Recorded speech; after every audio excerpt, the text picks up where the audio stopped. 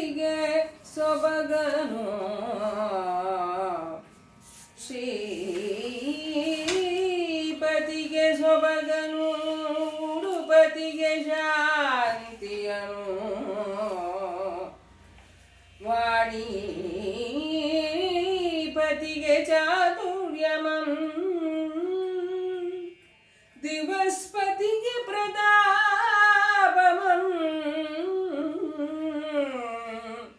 ಸುರಪತಿಗೆ ಭೋಗಮಂ ರತಿಪತಿಗೆ ಮೂಲೋಕವಾವರಿಸುವ ರೂಪಂ ಸೃತ್ಪತಿಗೆ ಗಂಭೀರತೆಯನೋ ಸ್ವಾಹಾಪತಿಗೆ ತೇಜಮಂ ಕೊಟ್ಟ ಗುರುಮೂರ್ತಿ ಪಂಪಾಪತಿ ವಿರೂಪಾಕ್ಷ ಯಮಗೆ ಇಷ್ಟ ಸಿದ್ಧಿಯಮ್ಮಾಳ್ಗೆ ಸಂತೋಷದಿಂದ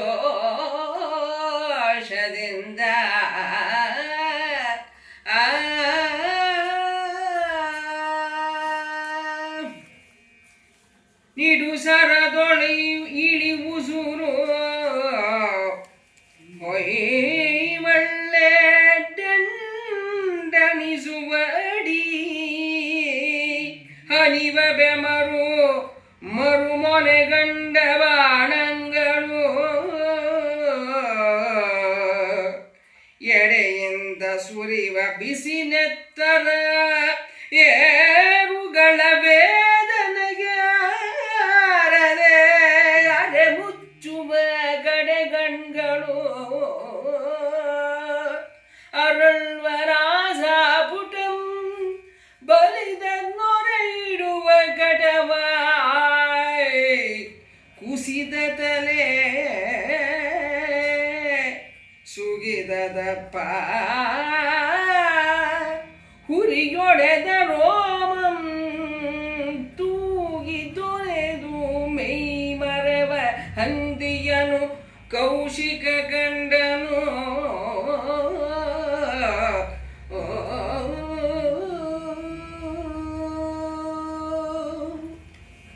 ನಿನ್ನೆ ದಿನ ನಾವು ಎಲ್ಲೆಲ್ಲ ಅಂದರೆ ಹಂದಿಯ ಆಟಾಟೋಪ ನೋಡಿದ್ವಿ.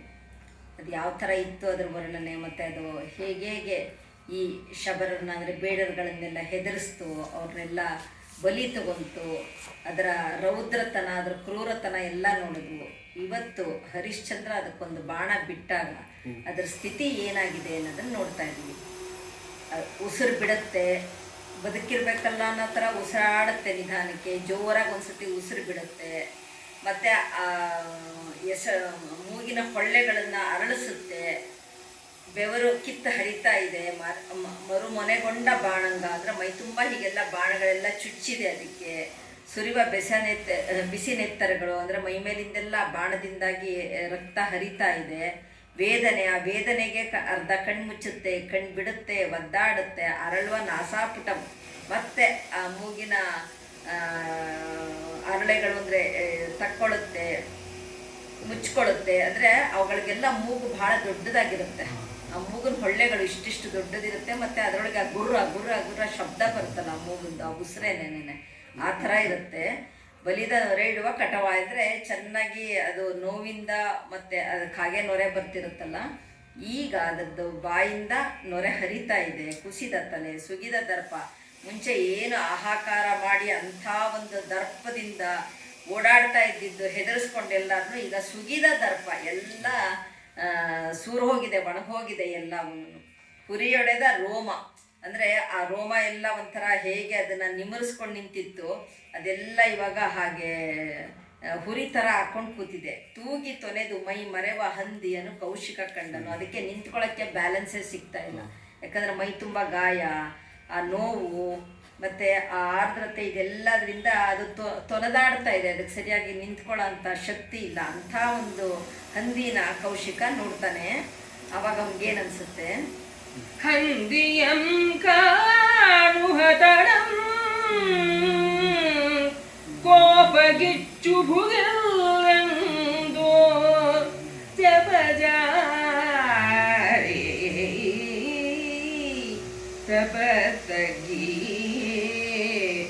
ಮತಿಗತನಾಗಿ ಸಂದಯೋಗಂ ಹಿಂಗಿದಯೇ ದಾಂಟಿ ನೀತಿ ಬೀತಾನಂದವರದು ಹೋಗಿ ಹಿಂದ ನೆನೆದು ಉರಿದೆದ್ದು ಸಿಕ್ಕಿದನಲ ಭೂಪನೆಂದು ನಾನಾಯ್ತು ತಾನಾಯ್ತು ಸಿಕ್ಕಿದನಲ ಭೂಪ ಕೆಡಿಸದೆ ಮಾಣೆಂದು ಗರ್ಜಿಸುವ ಕೌಶಿಕನ ಹುಂಕಾರದಿಂದ ಒಗೆದರು ಇಬ್ಬರು ಸತಿಯರು.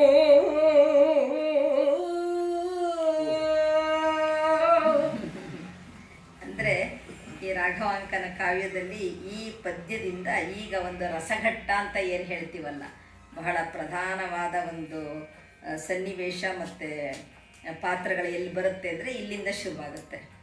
ಈ ಹಂದಿಯ ನೋಡ್ತಾ ಇದ್ದ ಹಾಗೆ ಹಂದಿಯ ಕಾಂಬುದೆಡಮ್ ಅಂದರೆ ನೋಡ್ತಾ ಇದ್ದ ಹಾಗೇನೆ ಕೋಪ ಗಿಚ್ಚು ಭುಗಿಲ್ ಅಂದರೆ ಇವನಿಗೆ ಆ ಕೋಪದ ಕಿಚ್ಚು ಭುಗಿಲ್ ಅಂತ. ಈಗ ಹಂದಿ ಹೇಗೆ ಬೇಡ್ರು ನೋಡಿಕೊಂಡು ಬುಸ್ಕೊಡ್ತಿತ್ತು, ಹಾಗೆ ಇವನಿಗೆ ಇದನ್ನು ನೋಡಿದ ತಕ್ಷಣ ಇವನ ಕೋಪ ಭುಗಿಲ್ ಹೇಳುತ್ತೆ. ಜಪ ಜಾರು ಹೋಗುತ್ತೆ, ಜಪ ಮಾಡ್ತಾ ಕೂತಿರ್ತಾನೆ ಅನುಷ್ಠಾನಕ್ಕೆ, ತಪ ತಗ್ಗಿ ತಪನೂ ಎಲ್ಲೋ ಹೋಗುತ್ತೆ. ಮತಿಗತವಾಗಿ ಸಂದ ಯೋಗಂ ಹಿಂಗಿ ಅಂದರೆ ಎಲ್ಲ ಬುದ್ಧಿನೇನೆ ಮಾಯ ಆಗುತ್ತೆ ಒಂದು ಕ್ಷಣಕ್ಕೆ. ದಯದಾಂಟಿ ನೀತಿ ಬೀತ ಆನಂದ ಬೀತು ಆನಂದವರಿತು ಹೋಗಿ ಅಂದರೆ ಎಲ್ಲವನ್ನೂ ಇವನಿಗೆ ಆ ಕ್ಷಣದಲ್ಲಿ ಇವನಿಗಾಗ ಭಾವನೆಗಳು, ಇವನಲ್ಲಾಗ ಒಂದು ಪ್ರತಿಕ್ರಿಯೆಗಳು ಹೇಗಿತ್ತು ಅನ್ನೋದನ್ನು ಕವಿ ವರ್ಣಿಸ್ತಾನೆ. ಹೋಗಿ ಹಿಂದ ನೆನೆದುರಿದೆದ್ದು ಸಿಕ್ಕಿದಲ್ಲ ಭೂಪ. ಅಂದರೆ ಇವನಿಗೆ ಒಂದು ಕ್ಷಣಕ್ಕೆ ಅಷ್ಟು ಕೋಪ ಬಂದ್ರೂ ಮತ್ತೆ ಸಂತೋಷನೂ ಮನಸ್ಸೊಳಗಡೆ ಆಗುತ್ತೆ. ಸಿಕ್ಕದಿಯಲ್ಲ, ರೊಟ್ಟಿ ಜಾರಿ ತುಪ್ಪಕ್ಕೆ ಬಿತ್ತು ಅಂಥೇಳಿ ನಾನಾಯ್ತು ತಾನಾಯ್ತು, ಬಂದ್ಯಾ ಸಿಕ್ಕದಿಯಾ ನೀನಾ ನೋಡೇ ಬಿಡೋಣ ಈಗ ಅನ್ನೋದು ಕೆಡಿಸದೆ ಮಾಣೆನೆಂದು ಗರ್ಜಿಸುವ ಕೌಶಿಕನ ಹೂಂಕಾರದಿಂದ ಒಗೆದರಿಬ್ಬರು ಸತಿಯರು. ಇದು ಬಹಳ ಮುಖ್ಯ. ಅಂದರೆ ಒಂಥರ ಇವನು ಹಂದಿಗಿನ ಹೆಚ್ಚಾಗಿ ಹೂಂಕರಿಸ್ತಾನೆ, ನೋಡೇ ಬಿಡೋಣ ಅದು ಯಾರದು, ಈಗೇನು ಮಾಡ್ತೀಯ ನೀನು ಅಂತ ಹೇಳಿ ಬಂದಾಗ ಅವನ ಆ ಹೂಂಕಾರದಿಂದ ಇಬ್ಬರು ಸತಿಯರು ಹುಟ್ಕೊತಾರೆ ಅಂತ. ಅಂದರೆ ಇದನ್ನ ಒಂದು ಮಟ್ಟದಲ್ಲಿ ಅಲೌಕಿಕತೆಗೆ ತಗೊಂಡು ಹೋಗಿದ್ದಾನೆ ರಾಘವಾಂಕ. ಕಾವ್ಯಗಳಲ್ಲಿ ಯಾವಾಗಲೂ ಲೌಕಿಕ ಅಲೌಕಿಕ ಎರಡೂ ಇದ್ರೇನೆ ಅದು ಒಂದು ಸ್ವಲ್ಪ ಹೆಚ್ಚು ರಸವತ್ತಾಗುತ್ತೆ. ಬರೇ ಲೌಕಿಕ ಇದ್ರೆ ಅದು ದಿನನಿತ್ಯದ ಜೀವನ, ಅದರಲ್ಲೇನು ಅಂಥ ಒಂದು ಸ್ವಾರಸ್ಯ ಇರಲ್ಲ. ಅದರಲ್ಲಿ ಒಂದಿಷ್ಟು ಅಲೌಕಿಕತೆ ಸೇರಿಸಿ ಅದರಲ್ಲಿ ಒಂದು ಸಂದೇಶ ಕೊಡಬೇಕು ಒಂದು ಮಾನವ ಜನಾಂಗಕ್ಕೆ ಅನ್ನೋದು ಈ ಹಿಂದಿನ ಕಾವ್ಯಗಳ ಮುಖ್ಯ ಉದ್ದೇಶ ಆಗಿರ್ತಿತ್ತು. ಹಾಗಾಗಿ ಈಗ ಇದಿಷ್ಟು ಒಂದು ಸ್ವಲ್ಪ ಅಲೌಕಿಕತೆ ಅಂದರೆ ಅವನು ಮೂಗಿನ ಪ್ರಾಕ್ಟಿಕಲ್ ಆಗಿ ನಾವು ಹಾಗೆ ಯೋಚನೆ ಮಾಡಕ್ಕೆ ಹೋದ್ರೆ ಆ ಉಸಿರಿಂದ ಯಾರು ಹುಟ್ಟುಬಿಡ್ತಾರ, ಇವೆಲ್ಲ ಪ್ರಶ್ನೆ ಮಾಡೋಂಥದ್ದಲ್ಲ, ಇದು ಕಾವ್ಯ ಅಷ್ಟೇ. ಮುನಿಗೆ ಅತಿ ಕೋಪಬದ್ಧ ದ್ವೇಷವು ಅನಿಮಿತ್ತ ವೈರವು ಅದರಿಂದ ಹುಟ್ಟಿದರಾಗಿ ವನಿತೆಯರು ಕೆಲಸಾರಿ ನಿಂದು ಬೆಸನಾವುದು ಎನಲು ಜನಪತಿ ಹರಿಶ್ಚಂದ್ರ ಬಂದು ನಮ್ಮಯ ತಪೋವನದೊಳೈದನೆ ನೀವು ಸರ್ವಬುದ್ಧಿಗಳೊಳು ಆತನ ಮರುಳು ಮಾಡುತ್ತಿರಿ ಹೋಗಿ ಎಂದು ಅಟ್ಟಿದಂ ದುರ್ಮಂತ್ರ ಬಲವಂತನೋ.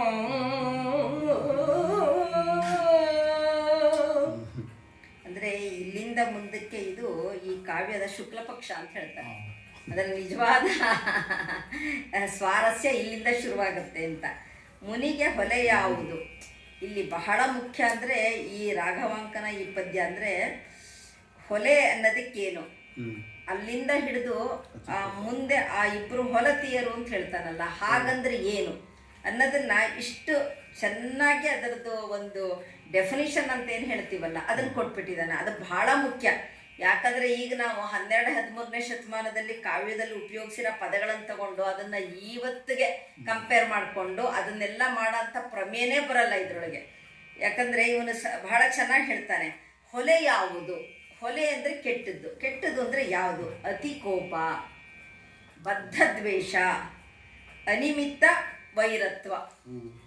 ಇದು ಪೂರ್ತಿ ಇದಕ್ಕೊಂದು ಡೆಫಿನಿಷನ್ನೇ ಕೊಡೋದಕ್ಕೆ ಇನ್ನೇನು ಅದ್ರ ಬಗ್ಗೆ ಏನು ಅಂಬಿಗ್ವಿಟಿನೇ ಇರಲ್ಲ. ಇದನ್ನ ಈ ಥರ ಅರ್ಥದಲ್ಲಿ ಉಪಯೋಗಿಸ್ತಾ, ಹಾಗರ್ಥದಲ್ಲಿ ಉಪಯೋಗಿಸ್ತಾ, ರಾಘವಾಂಕ ಈ ಥರ ಮಾತಾಡ್ಬಿಟ್ಟ, ವರ್ಣದ್ವೇಷಿ ಜಾತಿ ದ್ವೇಷಿನ ಯಾವುದೇ ಒಂದಕ್ಕೂ ಸ್ಕೋಪ್ ಕೊಡದೆ ಬಹಳ ಚೆನ್ನಾಗಿ ಹೇಳಿದ್ದಾನೆ. ಅತಿಯಾದ ಶೀಘ್ರ ಕೋಪ, ಈ ಬದ್ಧ ದ್ವೇಷ, ಏನೂ ಕಾರಣನೇ ಇಲ್ಲಪ್ಪ ಹಾಗೆ ದ್ವೇಷ ಮಾಡೋದು. ಅನಿಮಿತ್ತ ವೈರ ಅಂದರೆ ಅದಕ್ಕೇನು ಅದು ವೈರಕ್ಕೂ ಏನೂ ಕಾರಣ ಇಲ್ಲ. ಅಂದರೆ ಈಗ ಇದರೊಳಗೆ ಹರವೆನ್ನೆಂಬುದೇ ಸತ್ಯ, ಸತ್ಯನೆಂಬುದೇ ಹರ ಅನ್ನೋ ಒಂದು ಏನು ಸಂದೇಶ ರಾಘವಾಂಕ ಕೊಡ್ತಿದ್ದಾನಲ್ಲ, ಅದೇ ಥರ ಇದ್ರಲ್ಲಿ ಮುಂದುವರೆದು ಈ ಅಸತ್ಯ, ಅಮಂಗಳ, ದ್ವೇಷ ಇವೇನೇನೆ ಹೊಲತು ಅಂತ ಹೇಳ್ತಾನೆ. ಅಂದರೆ ಇದೇ ಕೆಟ್ಟದ್ದು ಅಂತ ಹೇಳ್ತಾನೆ. ಈಗ ನಾವು ಮುಂದೆ ವನಿತೆಯರು ಕಡೆಗೆ ಅದರಿಂದ ಹುಟ್ಟಿದರಾಗಿ ವನಿತೆಯರು ಕಡೆಗೆ ಹೊಲತಿಯರಾಗಿ ಕೆಲಸಾರಿನಿಂದು, ಅದರಿಂದ ಹುಟ್ಟಿದವರು, ಹೊಲಸಿಂದ ಹುಟ್ಟಿದಂಥವರು, ಅವರು ಅದು ಹೊಲಸೆ ಆಗಿರ್ಬೇಕಲ್ಲ. ಈ ಹೊಲಸು ಸ್ವಭಾವ ಗುಣ ಏನಿದೆಯಲ್ಲ, ಈ ಗುಣದಿಂದ ಅದನ್ನೊಂದು ಮೂರ್ತ ರೂಪ ಅಂತ ಮಾಡಿದ್ದಾನೆ. ಈ ಒಂದು ಕೆಟ್ಟ ಗುಣಗಳನ್ನು ಮೂರ್ತ ರೂಪ ಮಾಡಿದಾಗ ಆ ಕೆಟ್ಟ ಗುಣಗಳನ್ನು ಈ ಹೊಲೆ ಯಾವುದು ಅಂತ ಹೇಳಿದಾಗ ಅದನ್ನು ಮೂರ್ತ ರೂಪದಲ್ಲಿ ಹೊಲತಿಯರು ಅಂತ ಹೇಳ್ತಾನೆ. ಹೊರತು ಇದಕ್ಕೆ ಬೇರೆ ಕಾರಣಗಳ ಅಥವಾ ಬೇರೆ ಏನೋ ಒಂದು ಇದಕ್ಕೆ ಆರೋಪಿಸೋಂಥ ಪ್ರಮೇಯನೇ ಬರಲ್ಲ, ಯಾವ ಕಾಲಕ್ಕೂ ಬರಲ್ಲ. ಅದು ಆರೋಪಿಸ್ಬೇಕು ಅಂದರೆ ಸುಮ್ಮನೆ ಏನೋ argument for the sake of argument ಅಂತೀವಲ್ಲ, ಆ ಥರ ಮಾಡಬೇಕೇ ಹೊರತು ಅದ್ರ ಇನ್ಯಾವುದೇ ಒಂದು ಅಂಬಿಗ್ಬಿಟ್ಟು ಇಲ್ಲಿ ಬರಲ್ಲ.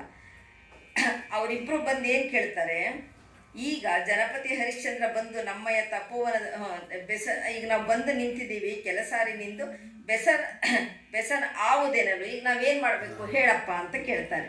ಅದಕ್ಕೆ ಹರಿಶ್ಚಂದ್ರ ಹೇಳ್ತಾನೆ, ನಮ್ಮ ತಪೋವನದೊಳಗೆ ನೀವು ನಮ್ಮಯ್ಯ ತಪೋವನದೊಳೈದನೆ ನೀವು ಸರ್ವಬುದ್ಧಿಗಳೊಳ ಆತನ ಮರುಳು ಮಾಡುತ್ತೀರಿ. ಅಂದರೆ ಹರಿಶ್ಚಂದ್ರ ನಮ್ಮ ತಪೋವನಕ್ಕೆ ಬಂದಿದ್ದಾನೆ, ಅವನ ಹತ್ರ ಹೋಗಿ ನೀವು ಅವನನ್ನು ನಿಮ್ಮ ಎಲ್ಲ ಬುದ್ಧಿ ಉಪಯೋಗಿಸಿ ಅವನನ್ನು ಮರಳು ಮಾಡ್ರಿ ಅಂತ ಹೇಳ್ತಾನೆ. ಅಂದರೆ ಇಲ್ಲಿ ವಿಶ್ವಾಮಿತ್ರನ ಮನಸ್ಸಿನ ಮಾಲಿನ್ಯ ಈ ರೀತಿಯಾಗಿ ಹರಿದು ಬಂದಿದೆ ಅನ್ನೋದು ನಮಗೆ ಕಾಣುತ್ತೆ. ಆ ವಿಶ್ವಾಮಿತ್ರನ ಮನಸ್ಸಿನ ಮಾಲಿನ್ಯ ಆದರೂ ಏನು, ಅದು ಟೆಂಪ್ರರಿ ಅಷ್ಟೇ, ಅದೇನು ಶಾಶ್ವತವಾಗಿ ಅವನಿಗೆ ಆ ಸ್ವಭಾವ ಇಲ್ಲ. ಅವನಿಗೆ ಈ ಒಂದು ತಾನು ಏನು ಪ್ರತಿಜ್ಞೆ ಮಾಡಿದ್ದಾನಲ್ಲ ಅದನ್ನು ಪ್ರತಿಪಾದಿಸ್ಕೋಬೇಕು ಅಂತ ಹೇಳಿ ಈ ಒಂದು ಟೆಂಪ್ರರಿಗೆ ಏನು ಹೇಳ್ತೀವಿ, ತಾತ್ಕಾಲಿಕವಾದ ಇದೊಂದು ತಾತ್ಕಾಲಿಕ ಭಾವ, ಅಂದರೆ ಇದೊಂದು ರೀತಿ ವ್ಯಭಿಚಾರ ಭಾವ ಅಂತ ಹೇಳ್ಬೋದು ನಾವು. ಆ ಒಂದು ಮಾಲಿನ್ಯದಿಂದ ಈ ರೀತಿ ಇದು ಹೀಗೆ ಮಾಡಿದ್ದಾನೆ. ಈ ಇಬ್ಬರು ಹೊಲತಿಯರನ್ನು ಅವನು ಸೃಷ್ಟಿ ಮಾಡ್ತಾನೆ. ಮುಂದೆ ಅವ್ರ ಆಟ ಇಲ್ಲಿಂದ ಶುರುವಾಗುತ್ತೆ. ಅಂದರೆ ಹರಿಶ್ಚಂದ್ರನ ಕಾಟನೂ ಇಲ್ಲಿಂದ ಶುರುವಾಗತ್ತೆ. ಸಂದಗಾರಿರುಳ ಕನ್ನೆಯರು ಹಗಲಂ ನೋಡಲೆಂದು ಬಂದರೋ ಸುರಾಸುರರ ಬುಧಿಯಮ್ಮತಿಸುವಂದು ಹೊಸ ವಿಷದ ಹೊಗೆ ಹೊಯ್ದು ಗಗ್ಗನೆ ಕಂದಿ ಜಲದೇವಿಯರು ಮನದಲ್ಲಿ ನೊಂದು ಮಾನಿಸರಾದರೋ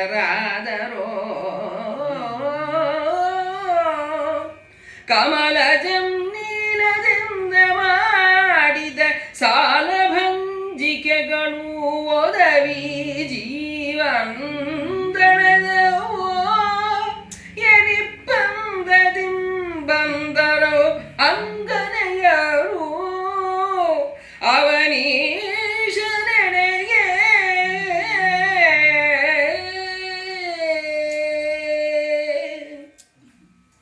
ಅಂದರೆ ಇವರ ವರ್ಣನೆ ಕೊಡ್ತಾನೆ ಕವಿ. ಅದಕ್ಕೆ ಮುಂಚೆ ಹಿಂದಿನ ಪದ್ಯಕ್ಕೆ ಸೇರಿಸಿ ಹೇಳೋದಾದರೆ, ಈಗ 12ನೇ ಶತಮಾನದಲ್ಲಿ ವಚನಕಾರರು ಇರ್ಬೋದು, ಅದಕ್ಕೂ ಮುಂಚೆಯ ವೇದ ಉಪನಿಷತ್ತುಗಳಲ್ಲೂ ಈ ಮೌಲ್ಯದ ಬಗ್ಗೆ ಹೇಳ್ತಾರೆ. ಸತ್ಯ, ಧರ್ಮ ಇವೆಲ್ಲನೂ ಅದಲ್ಲದೆ ಇರೋದು ಅದೆಲ್ಲ ಕೆಟ್ಟದ್ದು. ಆ ಕೆಟ್ಟದ್ದನ್ನು ಹೊಲತು ಅನ್ನೋ ಒಂದು ಆ ಪದವನ್ನು ಉಪಯೋಗಿಸಿ, ಈಗ ಬಸವಣ್ಣವ್ರದ್ದು ವಚನನೇ ಇರಬೇಕನ್ಸುತ್ತೆ, ಹೊಲಸ ತಿಂಬುವನೇ ಹೊಲೆಯ ಅಂತ, ಅಂದ್ರೆ ಕೆಟ್ಟದ್ದು ಅಂತ ಅರ್ಥ. ಕೊಲುವನೇ ಮೊದಲ. ಆ ಕೆಟ್ಟದ್ದಕ್ಕೆ ಅದಕ್ಕೊಂದು ಅಮೂರ್ತ ಮೂರ್ತ ಮಾಡಿದ್ದಾರೆ ಹೊರತು ಅದು ಯಾವುದೇ ಒಂದು ಜಾತಿಗಾಗ್ಲಿ ವರ್ಣಕ್ಕಾಗ್ಲಿ ಮಾಡಿರೋ ಪದ ಅಂದ್ರೆ ಈ ವಿಶೇಷವಾಗಿ ಈ ಕಾವ್ಯಗಳಲ್ಲಾಗ್ಲಿ ಪುರಾಣ ಗ್ರಂಥಗಳಲ್ಲಾಗ್ಲಿ ಅದು ಅಲ್ಲವೇ ಅಲ್ಲ. ಅದನ್ನ ನಾವು ಮುಖ್ಯವಾಗಿ ತಗೊಳ್ಬೇಕು. ಈ ಈ ಹೆಣ್ಣು ಮಕ್ಕಳು ಏನಿರ್ತಾರಲ್ಲ, ಕಾರಿರುಳ ಕನ್ಯೆಯರು, ಇವರು ಕಪ್ಪು ಸುಂದರಿಯರು. ಇವರು ಅಂದರೆ ಆ ರಾತ್ರಿನಲ್ಲಿ ಕಪ್ಪೆ ಕತ್ತಲೆನೇ ಈ ಕನ್ಯೆಯರಾಗಿ ಬಂದಿದೆಯೇನೋ ಅನ್ನೋ ಹಾಗಿದ್ದವರು ಹಗಲ್ನ ನೋಡಕ್ಕೆ ಬಂದಿದ್ದಾರೆ ಅಂತ. ಕಾರಿರುಳ ಕನ್ಯೆಯರು ಹಗಲಂ ನೋಡಲೆಂದು ಬಂದರು, ಸುರಾಸುರರ ಅಬುದಿಯಂ ಮತಿಸುವಂದು ಹೊಸ ವಿಷದ ಹೊಗೆ ಹೊಯ್ದು. ಇದು ಎಷ್ಟು ಚೆನ್ನಾಗಿ ಕವಿ ಹೋಲಿಕೆ ಕೊಡ್ತಾನೆ ಇಲ್ಲಿ. ಸುರಾಸುರರ ಅಬುದಿಯಂ ಅಂದರೆ ಸಮುದ್ರ ಮಥನ ಆಯ್ತಲ್ಲ, ಆವಾಗ ಅಲ್ಲಿ ಹಾಲಾಹಲ ಉಕ್ಕಿ ಬರುತ್ತಲ್ಲ, ಆ ಹಾಲಾಹಲನ ಕುಡಿದಂತಹ ಅಂದರೆ ಆ ಹಾಲಾಹಲದಲ್ಲಿ ಬಂದ ಹೊಗೆ ಏನು ಬರುತ್ತಲ್ಲ, ಆ ವಿಷದ ಹೊಗೆ ಗಾಳಿ, ಅದನ್ನು ಕುಡಿದು ವಿಷದ ಹೊಗೆ ಹೊಯ್ದು ಕಗ್ಗನೆ ಕಂದಿ ಜಲದೇವಿಯರು, ಆ ಜಲದೇವಿಯರಿಗೆ ಅದು ತಾಗಿ ಆ ವಿಷದ ಹೊಗೆ ಅವರೇ ಈ ರೀತಿ ಕಪ್ಪಾಗ್ಬಿಟ್ರ. ಅಂದರೆ ಎಂಥ ಒಂದು ಉಪಮೆ ಇದು. ನೊಂದು ಜಲದೇವಿಯರು ಮನದಲ್ಲಿ ನೊಂದು ಮಾನಿಸರಾದರು. ಅವರು ಬಹಳ ಕಷ್ಟ ಆಗಿ ಸಂಕಟ ಆಗಿ ಆ ಹೊಗೆ ತಾಳಲಾರದೆ ಅವರೇ ಹೀಗೆ ಕನ್ಯೆಯರಾಗಿ ಬಂದರು. ಕಮಲಜಂ ನೀಲದಿಂದ ಮಾಡಿದ, ಅಂದರೆ ಬ್ರಹ್ಮ ಆ ನೀಲಮಣಿಯಿಂದ ಮಾಡಿರ್ತಾನಲ್ಲ ಸಾಲಭಂಜಿಕೆಯರು, ಆ ಸಾಲಭಂಜಿಕೆಯರು ಅಂದ್ರೆ ಆ ಬೊಂಬೆಗಳಿಗೆ ಜೀವ ಬಂದುಬಿಡುತ್ತೋ. ಅಂದರೆ ರೂಪಲ್ಲೂ ಇವ್ರು ಭಾಳ ಚೆನ್ನಾಗಿದ್ದಾರೆ ಅಂತ ಹೇಳ್ತಾ ಇದ್ದಾನೆ. ಸಾಲಭಂಜಿಕೆಯರು ಅಂದ್ರೆ ಆ ಬೊಂಬೆಗಳು ಎಲ್ಲ ತುಂಬ ಸುಂದರವಾಗಿದೆ. ಜಲಕನ್ನಿಕೆಯರು ಅಂದ್ರೆ ಅವರು ಭಾಳ ಸುಂದರವಾಗಿರೋರು. ಆದರೆ ಇವರು ಎಲ್ಲರೂ ಕಪ್ಪಗಿದ್ದಾರೆ ಅಂತ. ಅಂದರೆ ಈಗ ನಮ್ಮಲ್ಲಿ ಕೃಷ್ಣ ಸುಂದರಿಯರು ಅಂತಾನೆ ಹೇಳ್ತಿರ್ತೀವಲ್ಲ, ಹಾಗೆ ನೋಡಿದ್ರೆ ಈಗ ಕೆಲವು ಕಡೆ ದ್ರೌಪದಿ ಕಪ್ಪಗಿದ್ಲು ಅಂತ, ದ್ರೌಪದಿ ಅಷ್ಟು ಚೆನ್ನಾಗಿದ್ಲು ಅಂತ ವರ್ಣಿಸ್ತಾರಲ್ಲ, ಆದರೆ ದ್ರೌಪದಿ ಕಪ್ಪು ಅಂತಾನು ಹೇಳ್ತಾರಂತೆ. ಕೃಷ್ಣ ಸುಂದರಿ, ಕೃಷ್ಣೆ ಅಂತಾನು ಹೇಳ್ತಿರ್ತಲ್ಲ, ಕೃಷ್ಣನ ತಂಗಿ ಅಂತ. ಅಂದರೆ ಆ ಥರ ಇದ್ಲು ಅವಳುನು. ಅಂದರೆ ನಮ್ಮಲ್ಲಿ ಕಪ್ಪು ಅನ್ನೋದನ್ನ ಏನು ಕೆಟ್ಟದ್ದು ಅನ್ನೋದು ಯಾರು ಏನು ಹಾಕಿ ತಿಳ್ಕೊಂಡಿರಲ್ಲ. ಯಾಕಂದರೆ ಅದು ಕೆಲವೊಂದು ಸತಿ ಯಾವುದಕ್ಕಾದ್ರೂ ಒಂದೊಂದು ಹೆಸರು ಕೊಟ್ಟು ಆ ಥರದ್ದೇನೋ ಒಂದೊಂದು ಇರುತ್ತಲ್ಲ. ಈಗ ನಾವೀಗ ಕಪ್ಪು ಹಣ ಅಂತೀವಿ. ಆ ಕಪ್ಪು ಹಣ ಅಂದರೆ ಕೆಟ್ಟ ಹಣ ಅನ್ನೋದಕ್ಕೆ ಅದಕ್ಕೊಂದು ಕಪ್ಪು ಅಂತ ಹೆಸರು ಕೊಟ್ಟಿದ್ದೀವಿ ಅಂದರೆ ಅಲ್ಲಿಗೆ ಕಪ್ಪು ಅಂದರೆ ಎಲ್ಲವೂ ಕೆಟ್ಟದು ಅಂತಲ್ಲ. ಹಾಗೆ ನೇರಳೆ ಬಣ್ಣ ಕಪ್ಪು ಅಂದ್ರೆ ಸತ್ಯವಲ್ಲದ್ದು ಅನ್ನೋದಕ್ಕೆ ಕಪ್ಪು ಅಂದ್ರೆ ಅದರಲ್ಲಿ ಒಂದು ಸ್ವಲ್ಪ ನಿಗೂಢತೆನ ಅರ್ಥ ಬರುತ್ತೆ. ನಿಗೂಢತೆ ಬಟ್ ವಿಗ್ರಹಗಳೆಲ್ಲ ಕಪ್ಪಿದೆಯಲ್ಲ ಈ ವಿಚಾರದಲ್ಲಿ. ಮತ್ತೆ ನಮ್ಮದು ಜಲದೇವಿ ಬಗ್ಗೆ ಹೇಳ್ತಾ ಇದ್ದಾರಲ್ಲ, ಅಲ್ಲ ಮತ್ತೆ ನಮ್ಮಲ್ಲೇನು ಈ ಕರಿಶಿಲೆಯಿಂದ ಮಾಡಿದ ವಿಗ್ರಹನೇ ಶ್ರೇಷ್ಠ ಅನ್ನೋದು ನಾವು. ನಮ್ಗೆ ಈಗ ಅಮೃತ ಶಿಲೆಯಿಂದ ಮಾಡಿರೋದು ಬಹಳ ಚೆನ್ನಾಗಿರ್ಬೋದು ಬಿಡುಪು, ಆದ್ರೂ ನಮ್ಗೆ ಶ್ರೇಷ್ಠ ಅನ್ನೋದು ಮತ್ತೆ ನಮ್ಗೆ ಇಷ್ಟ ಆಗೋದು ಕರಿಕಲ್ಲಿಂದ ಮಾಡಿದ ವಿಗ್ರಹಗಳೇನೆ. ಆ ಥರ ಅಂಥ ಒಂದು ಇವರು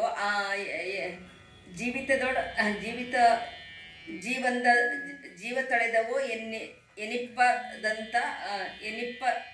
ಎನಿಪ್ಪದಂದದಿ ಬಂದರಂ ಅಂಗನೆಯರು ಅವನೀಶನೆಡೆಗೆ. ಅಂದರೆ ಜೀವ ತಿಳ್ಕೊಂಡು ಬಂದ್ರೇನೋ ಸಾಲಭಂಜಿಕೆಯರು ಅಂತ ಹೇಳಿ ಅವರುಗಳು ಇಲ್ಲಿ ರಾಜನ ಹತ್ರ ಹರಿಶ್ಚಂದ್ರನ ಹತ್ರ ಬರ್ತಾರೆ.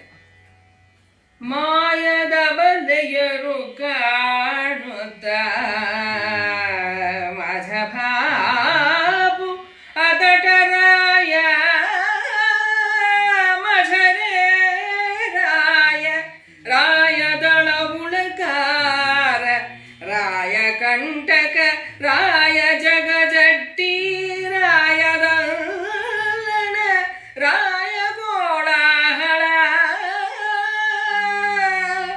ರಾಯ ಭುಜ ಬಲ ಭೀಮ ರಾಯ ಮದ್ದನ ರಾಯ ಜೀಯ ಸ್ಥಿರಂಜೀವ ಎಂದು ಕೀರ್ತಿಸಿ ಗಾಣನಾಯಕಿಯರು ಒಲಿದು ದಂಡಿಗೆ ಬಿಡಿದು ಒಡಮಟ್ಟು ಹಾಡಲು ಉದ್ಯೋಗಿಸಿದರು.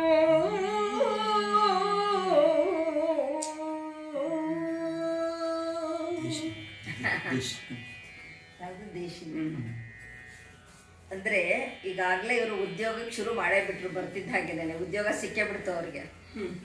ಈ ಮಾಯದ ಅಬಲೆಯರ ನೋಡ್ತಿದ್ದ ಹಾಗೆ ರಾಜನ್ನ ರಾಯ ಮಜರೆ ರಾಯ ಅಂತ ಹೇಳಿ ಅವನನ್ನ ಏನು ಸಂಪೂರ್ಣವಾಗಿ ಹೋಗಲಿ ಅಟ್ಟಕ್ಕೇರಿಸಿ ರಾಯ ಕಂಟಕ, ರಾಯ ಜಗಜ್ಜಟ್ಟಿ, ರಾಯ ದಲ್ಲಣ, ರಾಯ ಕೋಲಾಹಳ ಅಂತೆಲ್ಲ ಹೇಳಿ ಬಲಭೀಮ, ರಾಯಮರ್ದನ, ರಾಜಕೀಯ ಸ್ಥಿರಂ ಜೀವ ಎಂದು ಕೀರ್ತಿಸಿ ಇವನಿಗೆಲ್ಲ ಇದನ್ನೆಲ್ಲ ಇವನನ್ನ ಹಾಡಿ ಮತ್ತೆ ತಾವು ಹಾಡಕ್ಕೆ ಶುರು ಮಾಡ್ತಾರೆ. ಎಕ್ಕಲನ ಬಳಿ ಬಿಡಿದು ಸುತ್ತಿದ ಸರನು ಮುನಿರಕ್ಕಸನ ಬನಕೆ ಬಂದಂಜಕೇನು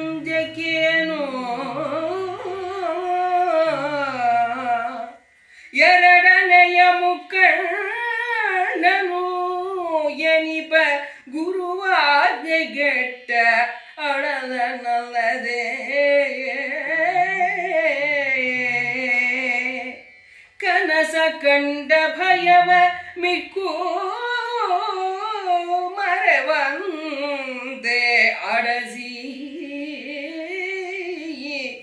ಕವಿವ ಗತಿಗಳ ಸೊಗಸನಕ್ಕಿಸದೆ ಸಮಯೋಚಿತ ತಪಸಾಯಕ್ಕೆ ಮನವುಕ್ಕಿ ಸರ್ವಾಭರಣಮಂ ಗಾಣರಾಣಿಯರಿಗಿತ್ತನು ಹರಿಶ್ಚಂದ್ರನು.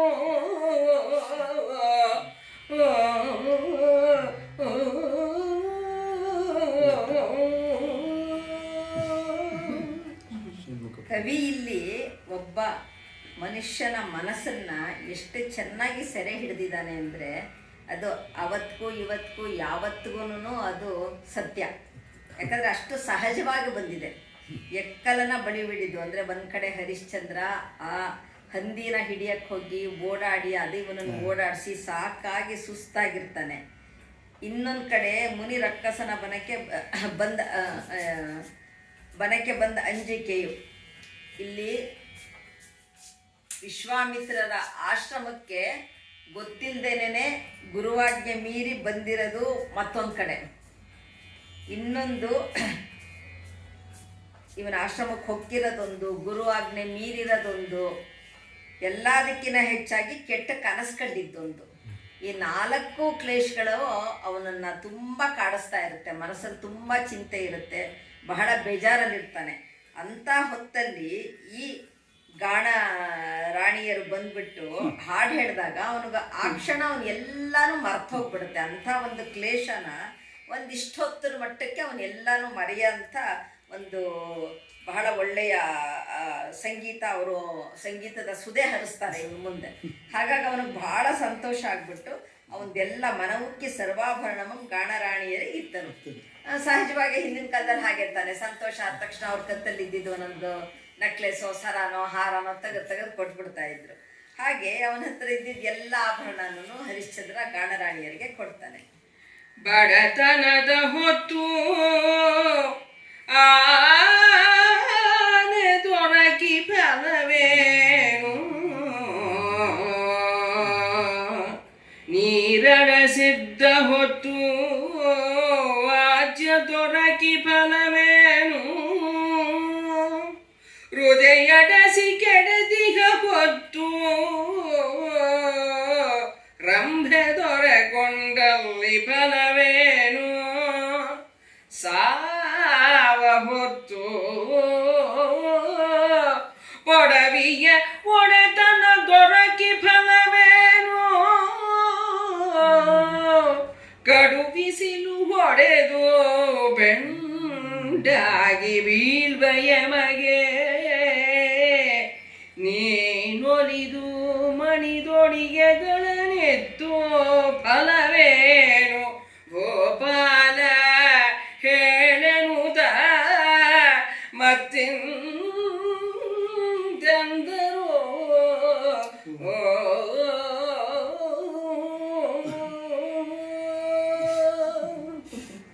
ರಾಘವಾಂಕನ ಅಪ್ರತಿಮ ಪ್ರತಿಭೆ ಇಲ್ಲಿಂದ ಶುರುವಾಗುತ್ತೆ. ಯಾಕಂದ್ರೆ ಇಲ್ಲೆಲ್ಲ ಪೂರ್ತಿ ಸಂವಾದಗಳು, ಆ ಸಂವಾದ ಚಾತುರ್ಯ ನೋಡ್ತಾ ಹೋಗ್ತೀವಿ ನಾವು. ಈ ಸಂವಾದ ಬರೀ ಸಂವಾದ ಬರೆದು ಬಿಡೋದು ದೊಡ್ಡದಲ್ಲ, ಗದ್ಯ ರೂಪದಲ್ಲಿ ಈ ಛಂದೋಬದ್ಧವಾಗಿ ಬರಿಬೇಕಲ್ಲ ಸಂವಾದಗಳು. ಅವನೊಂದು ಹೇಳ್ತಾನೆ, ಇವರೊಂದು ಹೇಳ್ತಾರೆ ಅಂತ. ಆ ರೀತಿ ಸಂವಾದಗಳನ್ನು ಮಾಡೋದು ಬಹಳ ಕಷ್ಟ ಇರುತ್ತೆ. ಅಂಥ ಒಂದು ಸಂವಾದ ಚಾತುರ್ಯ ಇಲ್ಲಿ ನಮ್ಮ ಮುಂದೆ ಇಡ್ತಾನೆ ಕವಿ. ನನಗಂತೂ ಇದು ಎಷ್ಟು ಚೆನ್ನಾಗಿ ಅನ್ನಿಸ್ತು ಅಂದರೆ, ಕೋರ್ಟಲ್ಲಿ ಇದು ಆರ್ಗ್ಯುಮೆಂಟ್ ಮಾಡ್ತಾ ಇರೋ ಹಾಗೆ ಅನ್ನಿಸ್ತು. ಭಾಳ ಖುಷಿ ಅನ್ನಿಸ್ತು ನನಗೆ. ಇವರೊಂದು ಹೇಳೋದು ಇವರೊಂದು ಹೇಳೋದು ಸರಿಯಾಗಿ ಒಂದು ಪಾಯಿಂಟ್ ತಲೆ ಮೇಲೆ ಹೊಡೆದಾಗ ಹೇಳೋದು ಇಬ್ಬರು. ಬಡತನದ ಹೊತ್ತಾನೆ ದೊರಕಿ ಫಲವೇನು. ಬಡತನ ಇದ್ದಾಗ ಆನೆ ಕೊಟ್ರೆ ಏನು ಪ್ರಯೋಜನ, ಅವ್ರಿಗೆ ಸಾಕಾಕಾರ ಆಗ್ಬೇಕಲ್ಲ ಅದನ್ನ. ನೀರಡಸಿರ್ದ ಹೊತ್ತಿಗೆ ಆಜ್ಯ ದೊರಕಿ ಫಲವೇನು. ಭಾಳ ಬಾಯಾರಿಕೆ, ನಮಗೆ ನೀರು ಬೇಕಪ್ಪ ಅಂದಾಗ ಆಗ 1 kg ತುಪ್ಪ ತಂದು ಕೊಟ್ರೆ ಏನು ಪ್ರಯೋಜನ ಆಗುತ್ತೆ, ಅದರಿಂದ ಬಾಯಾರಿಕೆ ತಣಿಯಲ್ಲ.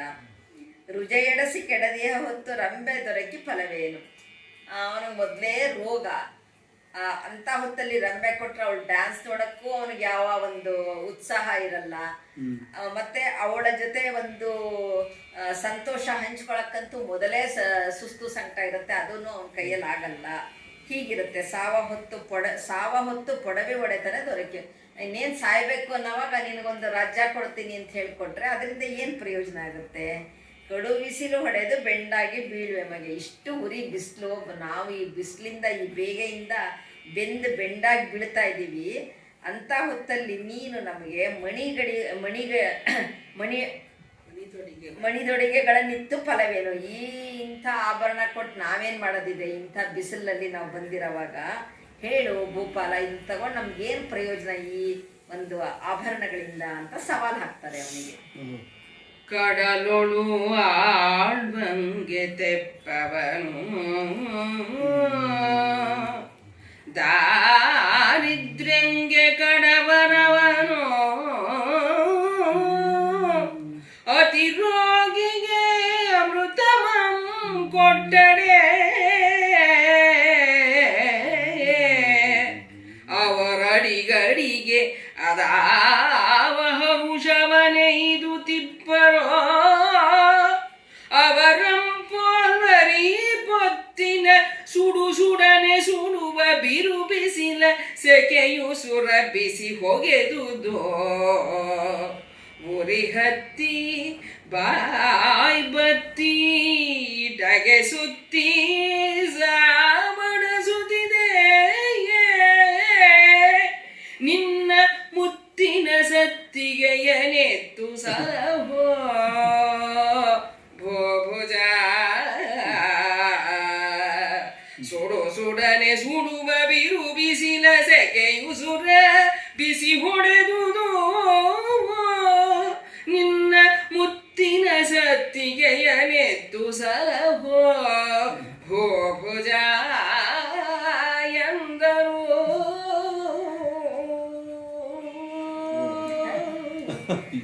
ಎಷ್ಟು ತಾರ್ಕಿಕವಾಗಿದೆ, ಎಷ್ಟು ತರ್ಕಬದ್ಧವಾಗಿ ಹೇಳಿದ್ದಾರೆ. ಇವರು ಹೇಳಿರೋದ್ರಲ್ಲಿ ಏನೂ ತಪ್ಪು ಅನ್ನಿಸ್ತಿಲ್ಲ.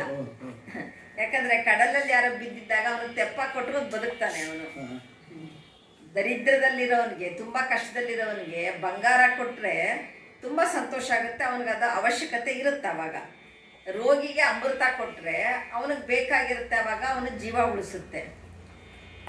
ಅಡಿಗಡಿಗೆ ಅವರೆಲ್ಲ ಹರ್ಷ ಪಟ್ಕೊತಾರೆ ಈ ಥರದ್ದನ್ನೆಲ್ಲ ಅವ್ರವ್ರಿಗೆ ಬೇಕಾಗಿರೋವಾಗ ಅಂಥದನ್ನೆಲ್ಲ ಕೊಟ್ಟರೆ. ಆ ಥರ ಇಂಥ ಸುಡು ಬಿಸಿಲು, ಈ ಸೆಕೆಯಿಂದ ನಮಗೇನಾಗಿದೆ, ಉರಿ ಹತ್ತಿ ಬಾಯಿ ಬತ್ತಿ ನಮಗೆಲ್ಲ ಬಾಯಿ ಆರೋಗಿದೆ, ಉರಿ ಹತ್ತುತ್ತಾ ಇದೆ, ಈ ಥರ ದಗೆ ಹೊಡಿತಾ ಇದೆ. ಈ ದಗೆ ಸುತ್ತಿ ನಮ್ಮನ್ನು ಇದಕ್ಕೆ ಸಾವಿಗೆ ನೂಗ್ತಾ ಇದೆ. ಅಷ್ಟು ಈ ಒಂದು ದಗೆಯಿಂದ ನಾವು ಸಾಕಾಗೋಗಿದ್ದೀವಿ. ಇಂಥ ಹೊತ್ತಲ್ಲಿ ನಮಗೇನು ಬೇಕು? ನೆರಳು ಬೇಕು. ನೆರಳಿಗೆ ಏನು ಬೇಕು ನಮಗೆ? ನಿನ್ನ ಮುತ್ತಿನ ಸತ್ತಿಗೆ ಕೊಟ್ಬಿಡಪ್ಪ, ನಿನ್ನ ಶ್ವೇತ ಛತ್ರ ಕೊಟ್ಬಿಡು ಸಾಕು. ನಮ್ಗೆ ಆ ಶ್ವೇತ ಛತ್ರಿ ಕೊಟ್ಟರೆ ಸಾಕು. ಮುತ್ತಿನ ಸತ್ತಿಗೆ ಅಂದರೆ ಮುತ್ತಿನಿಂದ ಅಲಂಕಾರ ಮಾಡಿರೋಂಥ ಛತ್ರಿ ಇರುತ್ತಲ್ಲ, ಅದು ಶ್ವೇತ ಛತ್ರ ರಾಜರದ್ದು, ಅದನ್ನು ಕೊಟ್ಟರೆ ಸಾಕು, ಅದನ್ನು ಕೊಟ್ಟು ಬಿಡು ಅಂತಾಳೆ. ತುಂಬ ಸಿಂಪಲ್, ಭಾಳ ಸರಳವಾದ ಒಂದು ಛತ್ರಿ ಕೊಡು ಅಂತ ಹೇಳಿ ಅವಳಿಗೆ ಅದು ಬಹಳ ಸರಳ ಅನಿಸುತ್ತೆ. ಕೇಳ್ತಾರೆ ಅವರಿಗೆ ಇಬ್ರು. ಶ್ವೇತ ಛತ್ರ. ರವಿ ಕುಲದ ಪೀಳಿಗೆಗಳು ಒಗೆದರಾಯಗೆ ಪಟ್ಟವ ಕಟ್ಟುವಂದು ಇದಿಲ್ಲದಡೆ ಅರಸುತನ ಸಲ್ಲದು ಅವನಿಗಳು ಯುದ್ಧರಂಗದೊಳು ಇದಂ ಕಂಡ ಹಗೆಗಳು ನಿಲ್ಲರು ಇದರ ಕೆಳಗೆ ಕವಿವ ನೆಲದೊಳಗೆ ಅವನಿದ್ದನು ಆತಂಗೆ ತಾಂ ತವಿಲಡರು ಬಡತನಂ ರೋಗ ಅಪಕೀರ್ತಿ ಪರಿಭವ ಭಯಂ ಹರೆವುದು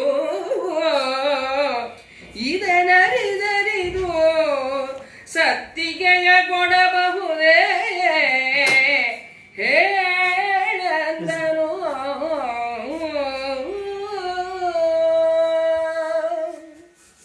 ಇದು ಪಟ್ಟಕ್ಕೆ ಪಟ್ಟು ಅಂತಾರಲ್ಲ ಹಾಗೆ ಅವರೊಂದು ಪಟ್ಟು ಹಾಕೋದು ಇವರು ಅದಕ್ಕಿನ್ನೊಂದು ಪಟ್ಟು ಹಾಕೋದು ಹಾಗೆ ನಡೆದಿರುತ್ತೆ. ರವಿಕುಲದ ಪೀಳಿಗೆಯೊಳಗೆದ ಅಂದರೆ ಈ ರವಿಕುಲದಲ್ಲಿ ಈ ಇಕ್ಷ್ವಾಕು ವಂಶದಲ್ಲಿ ರಾಜರುಗಳಿಗೆ ಪಟ್ಟ ಕಟ್ಟವಾಗ ಮಾತ್ರ ಈ ಶ್ವೇತಛತ್ರಿ ಇಟ್ಕೊಂಡು ಅದೇನೇ ಬಹಳ ಪ್ರಾಮುಖ್ಯ. ಅದನ್ನು ಇಟ್ಟುಕೊಂಡು ಆ ಸತ್ತಿಗೆ ಇಟ್ಕೊಂಡು ಇವ್ರಿಗೆ ಪಟ್ಟ ಕಟ್ಟೋದು ಅಂಥದ್ರಲ್ಲಿ ಅದು ರಾಜರಿಗೆ ಮಾತ್ರ ಸಲ್ಲ ಅಂಥದ್ದು.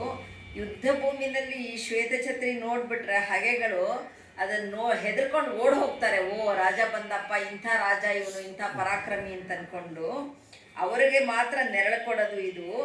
ಇದರ ನೆರಳಲ್ಲಿ ಯಾರಿರ್ತಾರೋ ಅವ್ರಿಗೆ ಎಡರು ಅಂದರೆ ಯಾವುದೇ ಕಷ್ಟ ಬರಲ್ಲ, ಬಡತನ ಇರಲ್ಲ, ರೋಗ ಅಥವಾ ಅಪಕೀರ್ತಿ ಯಾವ ಭಯನೂ ಇರಲ್ಲ. ಅಂಥ ಬಹಳ ಶ್ರೇಷ್ಠವಾದ ಇದು ಶ್ವೇತಛತ್ರಿ. ಇದು ಅರಸತ್ತಿಗೆ ಅಂತ ಹೇಳ್ತಾರಲ್ಲ ಹಾಗೆ ಅಂಥದ್ದಿದು. ಇದನ್ನೆಲ್ಲ ಕೇಳಬಾರ್ದು, ಇದೆಲ್ಲ ಕೊಡ ಅಂಥದ್ದು ಅಲ್ಲ ಅಂತ ಅವ್ರಿಗೆ ಅದರ ಮಹತ್ವನ ಹೇಳ್ತಾನೆ.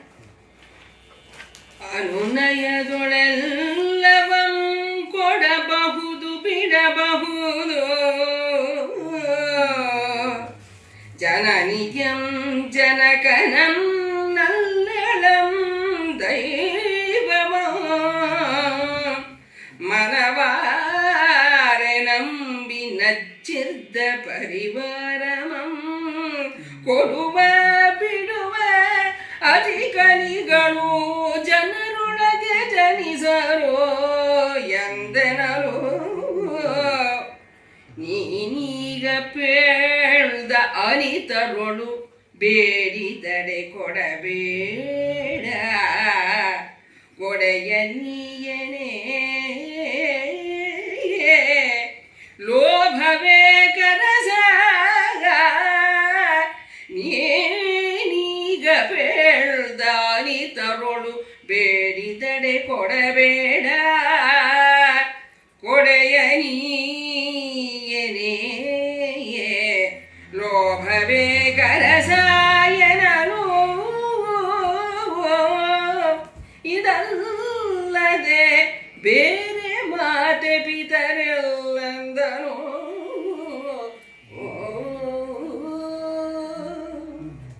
ಇದಕ್ಕೆ ಮುಂಚೆ ಅವ್ರು ಹೇಳ್ತಾರೆ, ಏನಾದರೂ ಕೊಟ್ಟಂಥ ದಾನಿಗಳು ಕೇಳಿದ್ದನ್ನೆಲ್ಲ ಕೊಡೋಕ್ಕಾಗಲ್ಲ ಅಂತ ಹರಿಶ್ಚಂದ್ರ ಹೇಳಿದಾಗ, ಯಾಕೆ ಕೊಡೋಕ್ಕಾಗಲ್ಲ? ಈಗ ಶಿಬಿ ಚಕ್ರವರ್ತಿ ಇದ್ದ, ದದೀಚಿ ಇದ್ದ, ಅವರೆಲ್ಲ ಕೊಡ್ಲಿಲ್ವಾ? ಏನು ಕೇಳಿದ್ರು ಅದನ್ನು ಕೊಟ್ಟರು. ದದೀಚಿ ಅವ್ನ ಮೂಳೆನೇ ಕೊಟ್ಟ, ಶಿಬಿ ಚಕ್ರವರ್ತಿ ತನ್ನ ಮಾಂಸನೇ ಕೊಟ್ಟ, ಕಪೋತ ಅಂದರೆ ಅಪಾರಿವಾಳ ರೂಪದಲ್ಲಿ ಬಂದು ಹೀಗೆಲ್ಲ ಕೊಟ್ಟಿದ್ದಾರೆ. ನೀನು ಯಾಕೆ ಹಾಗೆಲ್ಲ ಕೊಡೋಕ್ಕಾಗಲ್ಲ ಅಂದರೆ, ಹಾಗದನ್ನು ಕೊಡೋಕ್ಕಾಗಲ್ಲ. ಯಾಕಂದರೆ ಈಗ ಜನನಿ, ಜನಕ, ಸಂಸಾರ, ಹೆಂಡತಿ, ಮಕ್ಕಳು ಇವರೆಲ್ಲ ನನ್ನನ್ನು ನಂಬಿಕೊಂಡು ಬದುಕಿರೋರು. ಹಾಗಾಗಿ ಅವ್ರನ್ನೆಲ್ಲರಿಗೂ ನಾವು ಈ ಪರಿವಾರನ ಎಲ್ಲ ಕೊಡ ಅಂಥ ಕಲಿಗಳು ಯಾರು ಹುಟ್ಟಿದ್ದಾರೆ, ಜನರೊಳಗೆ ಜನಿಸಿದ ಎಂದೆನರು ನೀನೀಗ ಆಯ್ತಪ್ಪ ಅಂಥವ್ರು ಯಾರೂ ಹುಟ್ಟೇ ಇಲ್ಲ ಅಂತ ನೀ ಹೇಳೋದಿದ್ರೆ, ಹಾಗಿದ್ರೆ ಏನು ಕೊಡಬೇಡ. ಈಗ ನಾವು ಕೇಳ್ತಿರೋದೇನು ಬರೀ ಕೊಡೆ ತಾನೆ. ಏನೋ ನೀನು ಏನಾದರೂ ಕೊಡು, ನೀನು ಅದು ಕೊಡು ಇದು ಕೊಡು ಅಂತ ಏನು ನಾವೇನು ಭಾಳ ಅಂಥದ್ದು ಯಾವುದನ್ನು ಕೇಳಿಲ್ಲ. ಇನ್ನು ಕೊಡೆ ಕೇಳ್ತಾ ಇದ್ದೀವಿ, ಅದನ್ನು ಇಟ್ಕೊಂಡು ಯಾತಕ್ಕೆ ನೀನು ಇಷ್ಟೊಂದು ಲೋಭ ಯಾಕೆ ಮಾಡ್ತಾ ಇದೀಯ ಅನ್ನೋದಕ್ಕೆ ಅವನು ಹೇಳ್ತಾನೆ. ಇದು ಕೊಡೆ ಬೇರೆ ಅಲ್ಲ, ಈ ಶ್ವೇತಛತ್ರಿ ಬೇರೆ ಅಲ್ಲ, ನನ್ನ ಮಾತಾಪಿತೃರು ಬೇರೆ ಅಲ್ಲ. ಯಾಕಂದರೆ ಇದಕ್ಕೆ ತನ್ನದೇ ಆದ ಮಹತ್ವ ಇದೆ. ಇದು ಒಂದು ರಾಜ್ಯನ ಅದು ರೆಪ್ರೆಸೆಂಟ್ ಮಾಡೋದು, ಅಂದರೆ ಆ ರಾಜ್ಯದ ಒಂದು ಗುರುತು, ಚಿಹ್ನೆ, ಅದು ಲಾಂಛನ. ಹಾಗಾಗಿ ಅದನ್ನ ಕೊಡ್ಲಿಕ್ಕೆ ಇವನಿಗೂ ಅಧಿಕಾರ ಇಲ್ಲ. ಯಾಕಂದ್ರೆ ಅದು ರಾಜ ಮನೆತನಕ್ಕೆ ಸೇರಿದ್ದೆ ಹೊತ್ತು ಅದು ಅವನ ಒಂದು ವೈಯಕ್ತಿಕ ಆಸ್ತಿ ಅಂತನೂ ಅದು ಅನ್ಸಲ್ಲ. ಹಾಗಾಗಿ ಅದು ಬೇರೆ, ಮಾತಾಪಿತರಿಲ್ಲ. ಅದಕ್ಕಿಂತ ಬೇರೆ ನಂಗೆ ಮಾತಾಪಿತರದು ಇಲ್ಲ ಅಂತ ಹೇಳ್ತಾನೆ. ಲೋಗರಿಗೆ ಕೊಡಬಾರದಾಗಿ ಸತಿ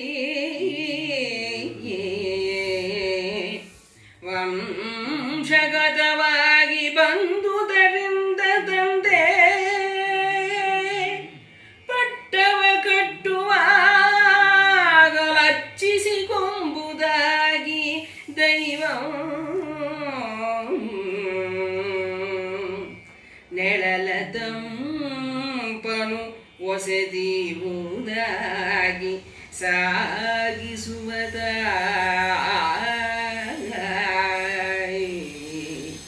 ಗುರದೊಳು ಅರಿಗಳಂ ನಡುಗಿಸುವುದಾಗಿ ಚತುರಂಗ ಬಲವೆನಿಸಿದೀ ಛತ್ರವೆಂಬಾಗ ಇದನರಿದರಿದು ಬೇಡುವರನು ಅತಿ ಮರುಳವೆನ್ನರೇ ಮೂಜಗದೊಳು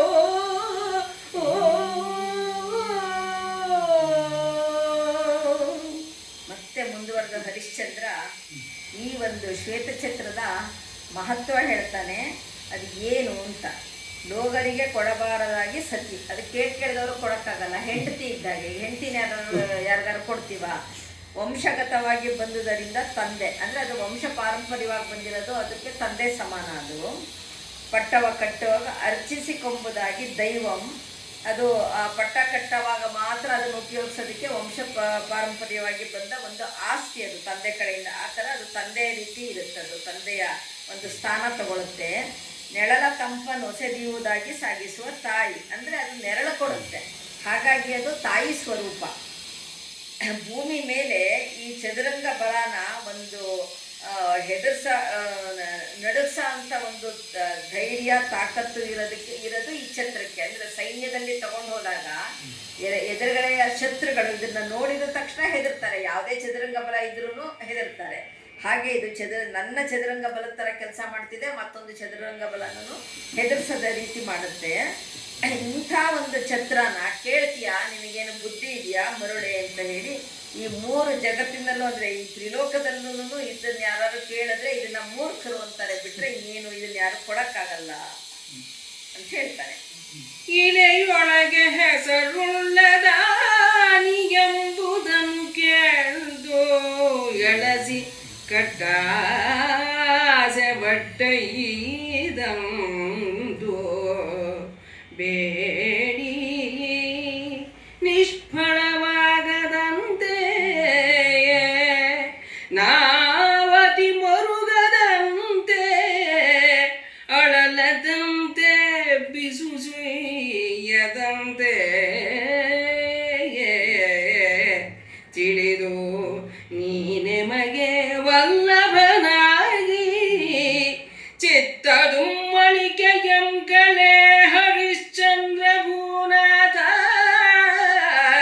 ತಿಳಿದು ನೀನೆ ಮಗೆ ವಲ್ಲಭನಾಗಿ ಚಿತ್ತದುಮ್ಮಳಿಕೆಯಂ ಕಳೆ ಹರಿಶ್ಚಂದ್ರ ಭೂನಾಥ ಎಂದು ಅಳವಡಿದು ಬಾಯಿ ಬಿಟ್ಟು ಕೈ ಮುಗಿದು ನುಡಿದರು ಒಲವಿಂದ ಅನಾಮಿಕ ಸತಿಯರು. ಅಂದ್ರೆ ಈ ಒಂದು ಸಂಭಾಷಣೆ ಸಂವಾದಗಳು ಇಷ್ಟು ಚೆನ್ನಾಗಿದೆ, ಪಟ್ಟಕ್ಕೆ ಪಟ್ಟು. ಅವರೊಂದು ಹೇಳಿದ್ರೆ ಇದರಲ್ಲಿ ಯಾರ್ದು ಕಡಿಮೆ ಅಂತಾನೆ ಹೇಳಕ್ಕಾಗಲ್ಲ, ಮತ್ತೆ ಇದಕ್ಕೆ ಸಮ ಆಗಲ್ಲ ಅಂತಲೂ ಹೇಳಕ್ಕಾಗಲ್ಲ. ಆ ಥರ ಇದೆ.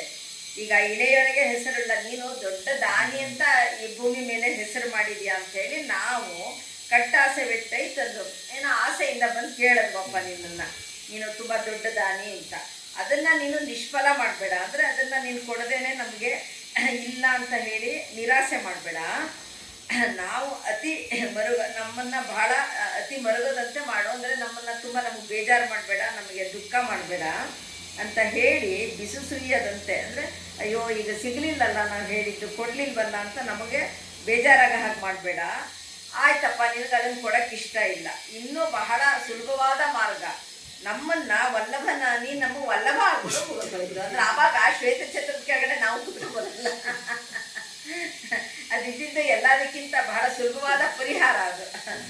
ನೀ ಮೆನಗೆ ವಲ್ಲಭನಾಗಿ ಚಿತ್ತದ ಉಮ್ಮಣಿಕೆಯಂ ಅಂದರೆ ನಮ್ಮ ಉದ್ವೇಗ, ನಮ್ಮ ಬೇಗುದಿ, ಸಂಕಟ ಏನಿದೆಯಲ್ಲ ಅದನ್ನ ನೀನು ನಿವಾರಿಸು ಹರಿಶ್ಚಂದ್ರ. ಉಮ್ಮಣಿಕೆಯಂ ಕಳೆ, ಅದನ್ನ ನೀನು ತೊಳೆದು ಹಾಕು ಹರಿಶ್ಚಂದ್ರ ಅಂತ ಹೇಳಿ ಪಾಪ ಬಾಯಿ ಬಿಟ್ಟು ಎಷ್ಟು ಗೋಗರ್ಕೊಂತ ಇದ್ದಾರೆ, ಕಳಕಳಿಯಿಂದ ಪ್ರಾರ್ಥನೆ ಮಾಡ್ತಾ ಇದ್ದಾರೆ. ಎಂಥ ಒಂದು ಸುಲಭವಾದ ವಿಷಯ ಇದು ಅಂತ ಅವರಿಗೆ. ಅಂದ್ರೆ ಇದೊಂದು ಒಂದ್ ರೀತಿ ಹನಿ ಟ್ರ್ಯಾಪ್ ಇದು. ಈಗಿನ ಕಾಲಕ್ಕೆ ಅದನ್ನ ರಿಲೇಟ್ ಮಾಡಿ ಹೇಳೋದಾದ್ರೆ ಹನಿ ಟ್ರ್ಯಾಪ್. ಲಲಿತ ವಸುಮತಿ ಹುಟ್ಟುವಂದು ಹುಟ್ಟಿದ ಸೂರ್ಯ ಕುಲದ ರಾಯಕ್ಕೆ ವಂಶದೊಳು ಕೀರ್ತಿಯೊಳು ಭುಜಬಲದೊಳು ಮೊರೆದೊರೆ ಎನಿಸಿ ಕನ್ನಿಕೆಯರ ಕೊಡುವ ಭೂಪರಿಲ್ಲ ಇಂದು ತನಕ. ಲಲನೆಯರು ಬಂದು ಆವು ಸತಿಯರಾದಪ್ಪೆವೆಂಬ ಉಲಿಹವೆಂಬುದು ಬಂದ ಕಾಲ ಗುಣವೋ ನಿಂದ ನೆಲದ ಗುಣವೋ ನೋಡು ನೋಡೆಂದು ಕರುಮುಳಿದು ಕೋಪಿಸಿದನು ಅವನೀಶನು.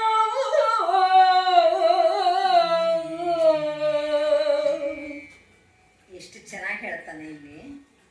ಲಲಿತ ವಸುಮತಿ ಹುಟ್ಟುವಂದು ಹುಟ್ಟಿದ ಸೂರ್ಯ ಅಂದರೆ ಭೂಮಿ ಹುಟ್ಟಿದಾಗಲೇ ಈ ಒಂದು ಸೂರ್ಯವಂಶ ಹುಟ್ಟಿತು ಅನ್ನೋ ಅರ್ಥದಲ್ಲಿ ಹೇಳ್ತಾನೆ. ಭೂಮಿ ಹುಟ್ಟಿದಾಗ ಹುಟ್ಟಿದ ಈ ಸೂರ್ಯವಂಶದ ದೊರೆಗಳಿಗೆ ಅವರ ಕೀರ್ತಿಗಾಗಲಿ ಅವರ ಭುಜಬಲಕ್ಕಾಗಿ ಸಮನಾಗಿದ್ದು ಅವರಿಗೆ ಕನ್ನಿಕೆಯನ್ನು ಕೊಡ್ತೀವಿ ಅನ್ನೋ ಭೂಪರು ಇವತ್ತವರೆಗೂ ಈ ಭೂಮಿ ಮೇಲೆ ಹುಟ್ಟಿಲ್ಲ. ಇಲ್ಲಿ ಕೊಡುವ ಭೂಪರ್ ಇಲ್ಲ ಇಂದು ತನಕ ಇವತ್ತರೆಗೂ ಅಂಥ ಭೂಪರು ಯಾರೂ ಹುಟ್ಟಿಲ್ಲ. ನಮ್ಮಂಥವ್ರಿಗೆ ಕನ್ಯೆಯನ್ನು ಕೊಡೋದು ಅಂದ್ರೇನೆ ಅಷ್ಟು ಕಷ್ಟ. ನಮ್ಮ ಸಮನಾದವ್ರು ಇಲ್ಲ. ಹೊಲತಿಯರು ಬಂದು ಆವು ಸತಿಯರಾದಪ್ಪವೆಂದು ಅಂದರೆ ಈಗ ನಿಮ್ಮಂಥವ್ರು ಬಂದುಬಿಟ್ಟು ನಾವು ನಿಮ್ಮ ಸತಿಯರಾಗ್ತೀವಿ ಅಂತ ಹೇಳಿದ್ರೆ ಇದನ್ನು ನಾನು ಏನು ಅನ್ಕೋಬೇಕು? ಇದು ನೀವು ಬಂದ ಕಾಲ್ಗುಣನೋ ಆ ನಿಂದ ನೆಲದ ಗುಣನೋ ನಿಮ್ಮನ್ನು ಈ ರೀತಿ ಎಲ್ಲ ಮಾತಾಡಿಸ್ತಾ ಇದೆ. ಈ ಥರ ಎಲ್ಲ ನೀವು ಮಾಡಬಾರ್ದು, ನೋಡೆಂದು ಕಡು ಮುಳಿದು ಕೋಪಿಸಿದನು ಅವನೀಶ. ಈ ಥರ ಎಲ್ಲ ನೀವು ಮಾತಾಡಬಾರ್ದು ಅಂತ ಹೇಳಿ ಕೆಲವು ಸತಿ ಆ ಜಾಗದ ಪ್ರಭಾವ, ಆ ಪರಿಸರದ ಪ್ರಭಾವ, ಮತ್ತು ಅವ್ರ ಕಾಲ್ಗುಣ ಅನ್ನೋದೆಲ್ಲ ನಂಬಿಕೆ ಇದೆಯಲ್ಲ ನಮಗಿನ್ನೂ ಅದೆಲ್ಲ. ಈಗ ಆ ವಿಕ್ರಮಾದಿತ್ಯನ ಸಿಂಹಾಸನಕ್ಕೆ ಹಾಗೆ ಹೇಳ್ತೀವಲ್ವ ನಾವು. ಅವನು ಯಾರೋ ಒಬ್ಬ ದನಕಾಯ ಹುಡುಗ, ವಿಕ್ರಮಾದಿತ್ಯನ ಸಿಂಹಾಸನ ಹೂತು ಹೋಗಿತ್ತು ನೆಲದಲ್ಲಿ. ಆ ಜಾಗದಲ್ಲಿ ಬಂದು ನಿಂತ್ಕೊಂಡಾಗ ಓಡಾಡ್ತಿರೋರ ಜೊತೆ ಎಲ್ಲ ತುಂಬ ಚೆನ್ನಾಗಿ ಮಾತಾಡೋನು. ಬನ್ನಿ ಕೂತ್ಕೊಳ್ಳಿ, ದಣವಾರಿಸ್ಕೊಳ್ಳಿ, ನಿಮಗೇನು ಬೇಕೋ ಕೊಡ್ತೀನಿ ಅಂತೆಲ್ಲ. ಅಲ್ಲಿಂದ ಜಾಗದಿಂದ ಹೊರಗಡೆ ಬಂದುಬಿಟ್ರೆ ಅವನು ತನ್ನ ಮೂಲ ಸ್ವಭಾವ ಏನಿರ್ತಿತ್ತು, ಒರಟುತನ, ಆ ಥರ ಮಾತಾಡ್ತಿದ್ದ. ಅವಾಗ ಜನಗಳಿಗೆಲ್ಲ ಆಶ್ಚರ್ಯ ಆಗುತ್ತೆ, ಯಾಕೆ ಇವನು ಅಲ್ಲೊಂಥರ ಮಾತಾಡ್ತಾನೆ ಇಲ್ಲೊಂಥರ ಮಾತಾಡ್ತಾನೆ. ತುಂಬ ದಿವಸ ನೋಡಿದ್ಮೇಲೆ ಹೇಳ್ತಾರೆ, ಹಾಗಾದ್ರೆ ಆ ಜಾಗದ ಮಹಿಮೆ ಏನೋ ಇರಬೇಕು ಅಂತ ಹೇಳಿ ಹೋಗಾಗದಾಗ ಅಲ್ಲಿ ವಿಕ್ರಮಾದಿತ್ಯನ ಸಿಂಹಾಸನ ಸಿಕ್ತು ಅಂತ ಒಂದು ಕಥೆ. ಆ ಥರ ಅಂದರೆ ಮುಂದೆ ಆ ಸಿಂಹಾಸನ ಕೃಷ್ಣದೇವರಾಯನ ಆಸ್ಥಾನಕ್ಕೆ ಹೋಯಿತು. ಅದೇನೇನೆ ಮತ್ತೊಂದಿಷ್ಟು ಪರಿವರ್ತನೆ ಆಗಿ ಇವತ್ತು ಮೈಸೂರು ಮಹಾರಾಜರ ಆಸ್ಥಾನದಲ್ಲಿರೋದು ಅಂತ ಹೇಳ್ತಾರೆ. ಅದು ಅದರದ ಇತಿಹಾಸ ಏನಿದೆಯೋ ಗೊತ್ತಿಲ್ಲ, ಇದು ಕೇಳಿರೋದು ಜನಜನಿತವಾಗಿರೋ ಮಾತನ್ನ ಹೇಳಿದ್ದು. ಆ ಥರ ಅಂದರೆ ನೆಲದ ಗುಣನೋ ಮತ್ತು ಕಾಲ್ಗುಣನೋ ಯಾವುದರಿಂದನೋ ಹೀಗೆಲ್ಲ ನೀವು ಮಾತಾಡ್ತಾ ಇದ್ದೀರಾ ಅಂತ ಹೇಳಿ ಹೇಳ್ತಾನೆ ಹರಿಶ್ಚಂದ್ರ. ಪಾವನ ಕ್ಷೀರಮಂ ಕೊಡುವ ಕೆಚ್ಚಲ ಮಾಂಸವಾವಲೇಸು ಇನಿದುಳ್ಳ ಮಧುವನೊಸೆದೀವನೊಳವಾವಲೇಸು ಅಧಿಕ ಕಸ್ತೂರಿಯಂ ಕೊಡುವ ಮೃಗನಾಭಿತನಾವಲೇಸು ದೇವರಿಗೆ ಸಲ್ಲವೇ ಉತ್ತಮ ಗುಣಗಳಿದ್ದು ಆವ ಕುಂದಂ ಕಳೆಯಲಾರವು. ಉತ್ತಮ ಗುಣಗಳಿದ್ದು ಆವ ಕುಂದಂ ಕಳೆಯ ತಡೆಯಲಾರವು ಅವನೀಶ ಕೇಳ್ ಭಾವಿಸುವಡೆ ಇಂದೆಮ್ಮ ರೂಪು ಜೌವನವಿರಲು ಕುಲದ ಮಾತೆ ಕೆಂದರು.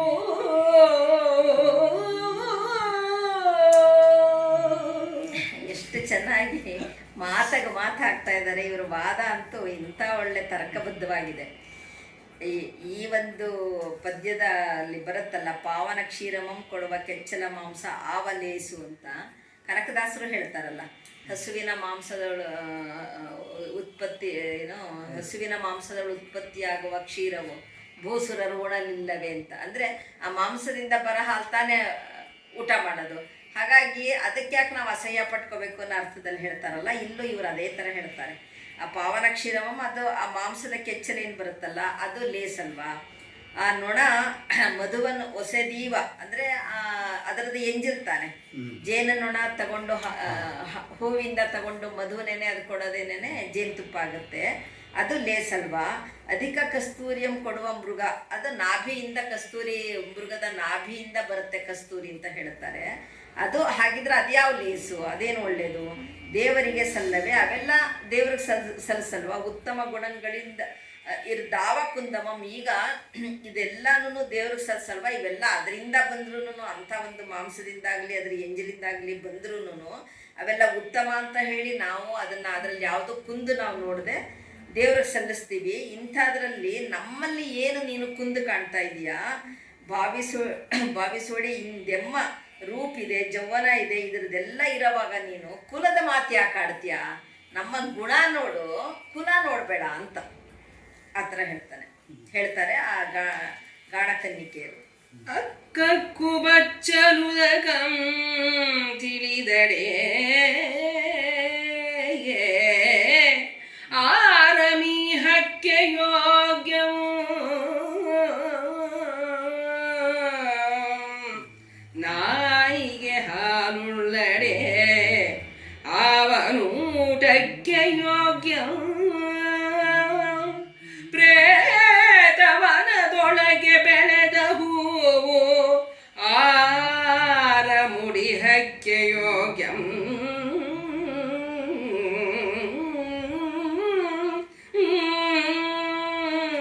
ಮಿಕ್ಕಲನೆಯರು ನೀವೆನೇ ನಿಮ್ಮ ಜೌವನದ ಸೊಕ್ಕು ರೂಪಿನ ಗಾಳಿ ಜಾಣತನದ ಒಬ್ಬ ವೇದಕ್ಕೆ ಯೋಗ್ಯಂ ರಮಿಸಿದವರುಂಟೆ ಶಿವ ಶಿವ ಈ ಮಾತು ತಾ ಹೊಲೆಯಂದನು.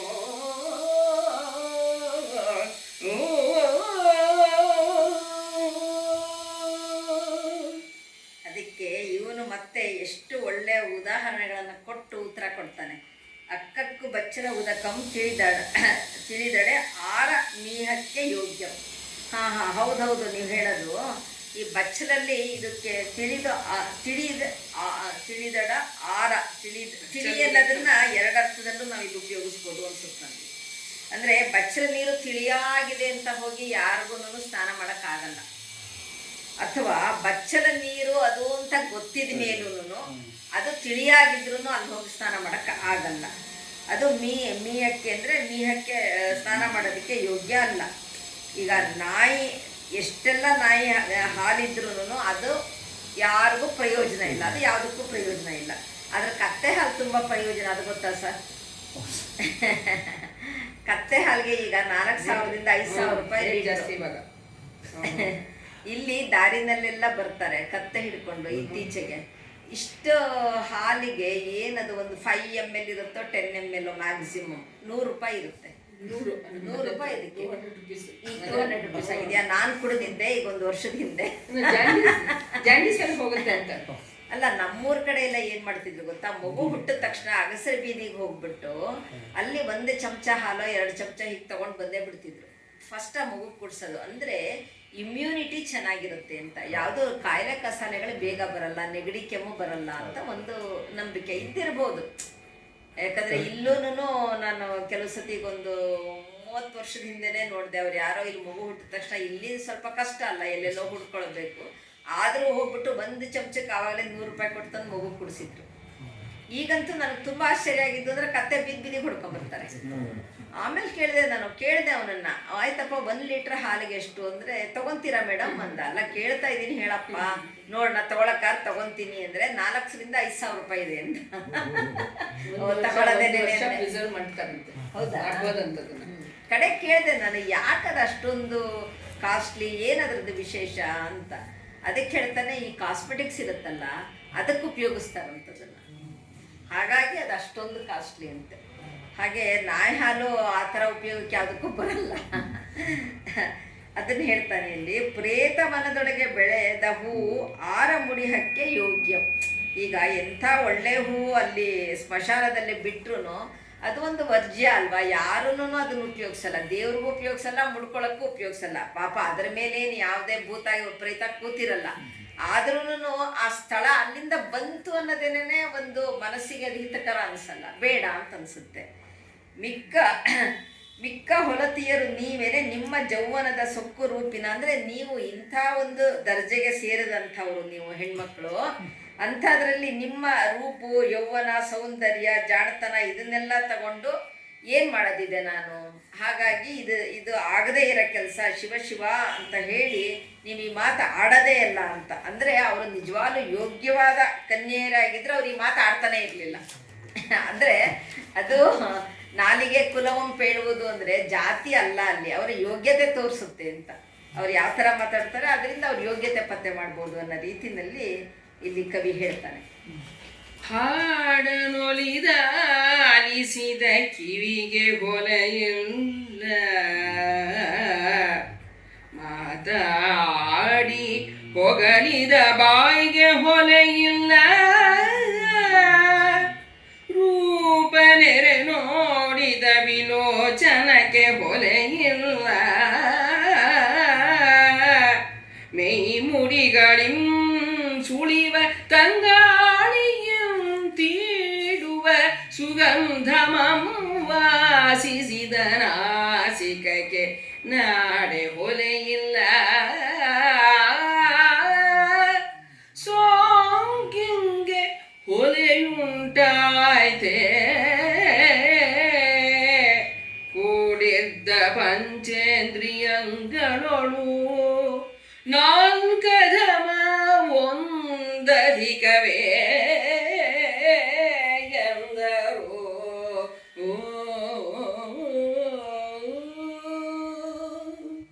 ಇದು ಮಾತ್ರ ಸೂಪರ್ ಪಾಯಿಂಟ್, ದಿ ಪಾಯಿಂಟ್ ಇದು ಅವ್ರು ಹೇಳೋದು.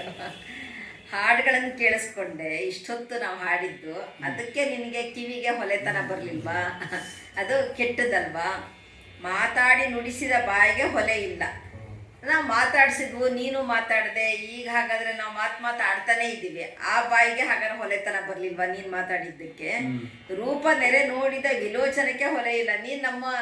ನಿನ್ನ ಕಣ್ಣುಗಳಿಂದ ನಮ್ಮ ರೂಪ ನೋಡಿದೆ, ಅದೇ ಅಂದರೆ ಈಗ ಒಂದು ರೂಪ ನೋಡಬೇಕು ಅಥವಾ ಕೇಳಿಸ್ಕೋಬೇಕು ಅಥವಾ ಮುಂದೆ ಹೇಳ್ತಾರಲ್ಲ ಮೈ ಮುಡಿಗಳಿಂ ಸುಳಿವ ತಂಗಾಳಿ, ಅಂದರೆ ಈಗ ಇವ್ರ ಮೈಯಿಂದ ಬಂದಿದ್ದು ಸುಗಂಧ ದ್ರವ್ಯ ಏನು ಹಾಕ್ಕೊಂಡಿರ್ತಾರಲ್ಲ ಅದ್ರ ಮೇಲಿಂದ ಮತ್ತೆ ಇವರು ಮುಡಿದ ಹೂಗಳಿಂದ ಬರೋ ಗಾಳಿ ಬರುತ್ತಲ್ಲ, ಅದನ್ನ ಇವನು ಆಘ್ರಾಣಿಸಿದಾನೆ. ಅಂದರೆ ಈಗ ಆಘ್ರಾಣಿಸಿದಾನೆ, ನೋಡಿದಾನೆ, ಕೇಳಿದಾನೆ, ಮಾತಾಡಿದಾನೆ. ಈ 4 ಪಂಚೇಂದ್ರಿಯಗಳಲ್ಲಿ ಇದು 4, ಇದನ್ನೆಲ್ಲ ನೀನು ಉಪಯೋಗಿಸಿದ್ಯಾ. ಇದು ಯಾವುದಕ್ಕೂ ಹೊಲೆ ಇಲ್ಲ ಅಂತಂದ್ಮೇಲೆ ಸ್ಪರ್ಶಕ್ಕೆ ಯಾಕೆ 5ನೇದು? ಅಂದರೆ ಒಂದು ಲಾಜಿಕ್ ಇದೆ ಅವರಲ್ಲೂ ಅನ್ಕೊಂತೀನಿ. ಈಗ ಅವ್ರು ಮಾತಾಡಿದ್ದು ನನ್ನ ಕಿವಿಗೆ ಬಂದು ಬಿಡ್ಬೇಕಾದ್ರೆ ನನ್ನ ಕಿವಿಯ ತಮಟೆಗೆ ಅದು ತಾಗೇನೆ ನನಗೆ ಕೇಳಿಸೋದು. ಅಂದ್ರೆ ಆ ಧ್ವನಿ ತರಂಗ ಅಂತೂ ಬಂದು ಮುಟ್ತಾ ಅಂದರೆ ಮುಟ್ಟಿಸ್ಕೊಂಡು ಲೆಕ್ಕನೇನೆ. ಅಂದರೆ ನಮ್ಮನ್ನು ಮುಟ್ಟಲ್ಲ ಅಂದರೆ ಏನರ್ಥ ಅಂತ ಅವ್ರಿಗೆ ಹೇಳೋದು. ಆ ಪಾಯಿಂಟ್ ಭಾಳ ಒಳ್ಳೆ ಲೀಗಲ್ ಪಾಯಿಂಟ್ ಇದು. ಇದಕ್ಕೆ ಆನ್ಸರ್ ಮಾಡೋದು ಕಷ್ಟನೇ ಇರುತ್ತೆ. ಅಂದರೆ ಈಗ ಆ ಮೂಗಿಗಾದರೂ ಅಷ್ಟೇ, ಅದು ಬಂದು ಆ ನಮ್ಮ ಮೂಗಿನ ಹೊಳ್ಳೆ ಒಳಗೆ ಹೋಗಿ ಅದು ಅಲ್ಲಿ ಗ್ರಂಥಿಗಳೇನಿರುತ್ತೆ ಅಲ್ಲ ತಾಗಿದ ಮೇಲೇ ನಾವು ಅದರಿಂದ ಸುವಾಸನೆ, ಅದ್ರ ಪರಿಮಳ ನಮಗೆ ಗೊತ್ತಾಗುತ್ತೆ. ಎಂದರೆ ಹೇಗೆ ಗೊತ್ತಾಗುತ್ತೆ? ಹಾಗೆ ಇದು ಯಾವುದಕ್ಕೂ ಹೊಲೆತನ ಇಲ್ಲ ಅಂದಮೇಲೆ ಸ್ಪರ್ಶ ಜ್ಞಾನ ಅಂದರೆ ಈಗ ಚರ್ಮ ಇನ್ನು ನಮ್ಮನ್ನು ಮದುವೆ ಮಾಡ್ಕೊಳ್ಳೋದ್ರಲ್ಲಿ ಅದು ಸ್ಪರ್ಶ, ಅದಕ್ಕೆ ಯಾಕೆ ಹೊಲೆತನ ಬೇಕು ಅಂತ ಹೇಳ್ತಾರೆ. ಕಂಡದಿವ ವೈಸಲೆ ನಯನೇಂದ್ರಿಯ ಘಾಣ ಕೊಂಡರಿವ ವೈಸಲೆ ವಾಸನೆಯ ಕರ್ಣಂಗನುಂದು ಅರಿವ ವೈಸಲೆ ಶಬ್ದಮ ದೂರದಿಂದಲ್ಲದೆ ಅವು ಮುಟ್ಟಲಿಲ್ಲ.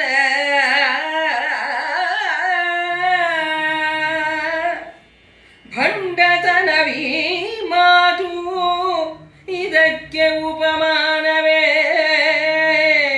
ಕೆಂಡವನು ಮುಟ್ಟಿದಡೆ ಬೇವಂತೆಯೇ ಕೇಳ್ದಡಂ ಕಂಡು ವಾಸಿಸಿದಡಂ ಬೆಂದವೇ ಕಾಡುಗೆಡೆಯದೆ ಹೋಗಿ ನೀವೆಂದನೋ.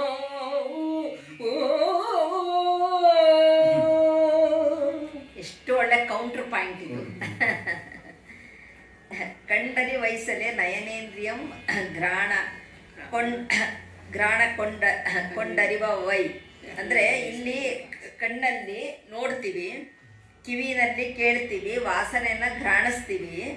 ಇದೆಲ್ಲನೂ ದೂರದಿಂದ ಆಗೋದು, ಹತ್ರ ಬಂದಾಗೋದಲ್ಲ. ದೂರದಿಂದ ನೋಡೋದಾಗ್ಲಿ, ಕೇಳೋದಾಗ್ಲಿ, ಅದರದ ಪರಿಮಳ ತಗೊಳ್ಳೋದಾಗ್ಲಿ, ಘ್ರಾಣ ಶಕ್ತಿ ಆಗಲಿ, ಇವೆಲ್ಲ ದೂರದ್ದು ಹೊರತು ಇದನ್ನ ಮುಟ್ಟಬೇಕಾಗಿಲ್ಲ ನಾವು. ಭಂಡತನವಿ ಮಾತದಕ್ಕೆ ಉಪಮಾನವೇ ಅಂದರೆ ಇಂಥ ಭಂಡತನಕ್ಕೆ ಏನು ಹೇಳೋದು ನಾವು?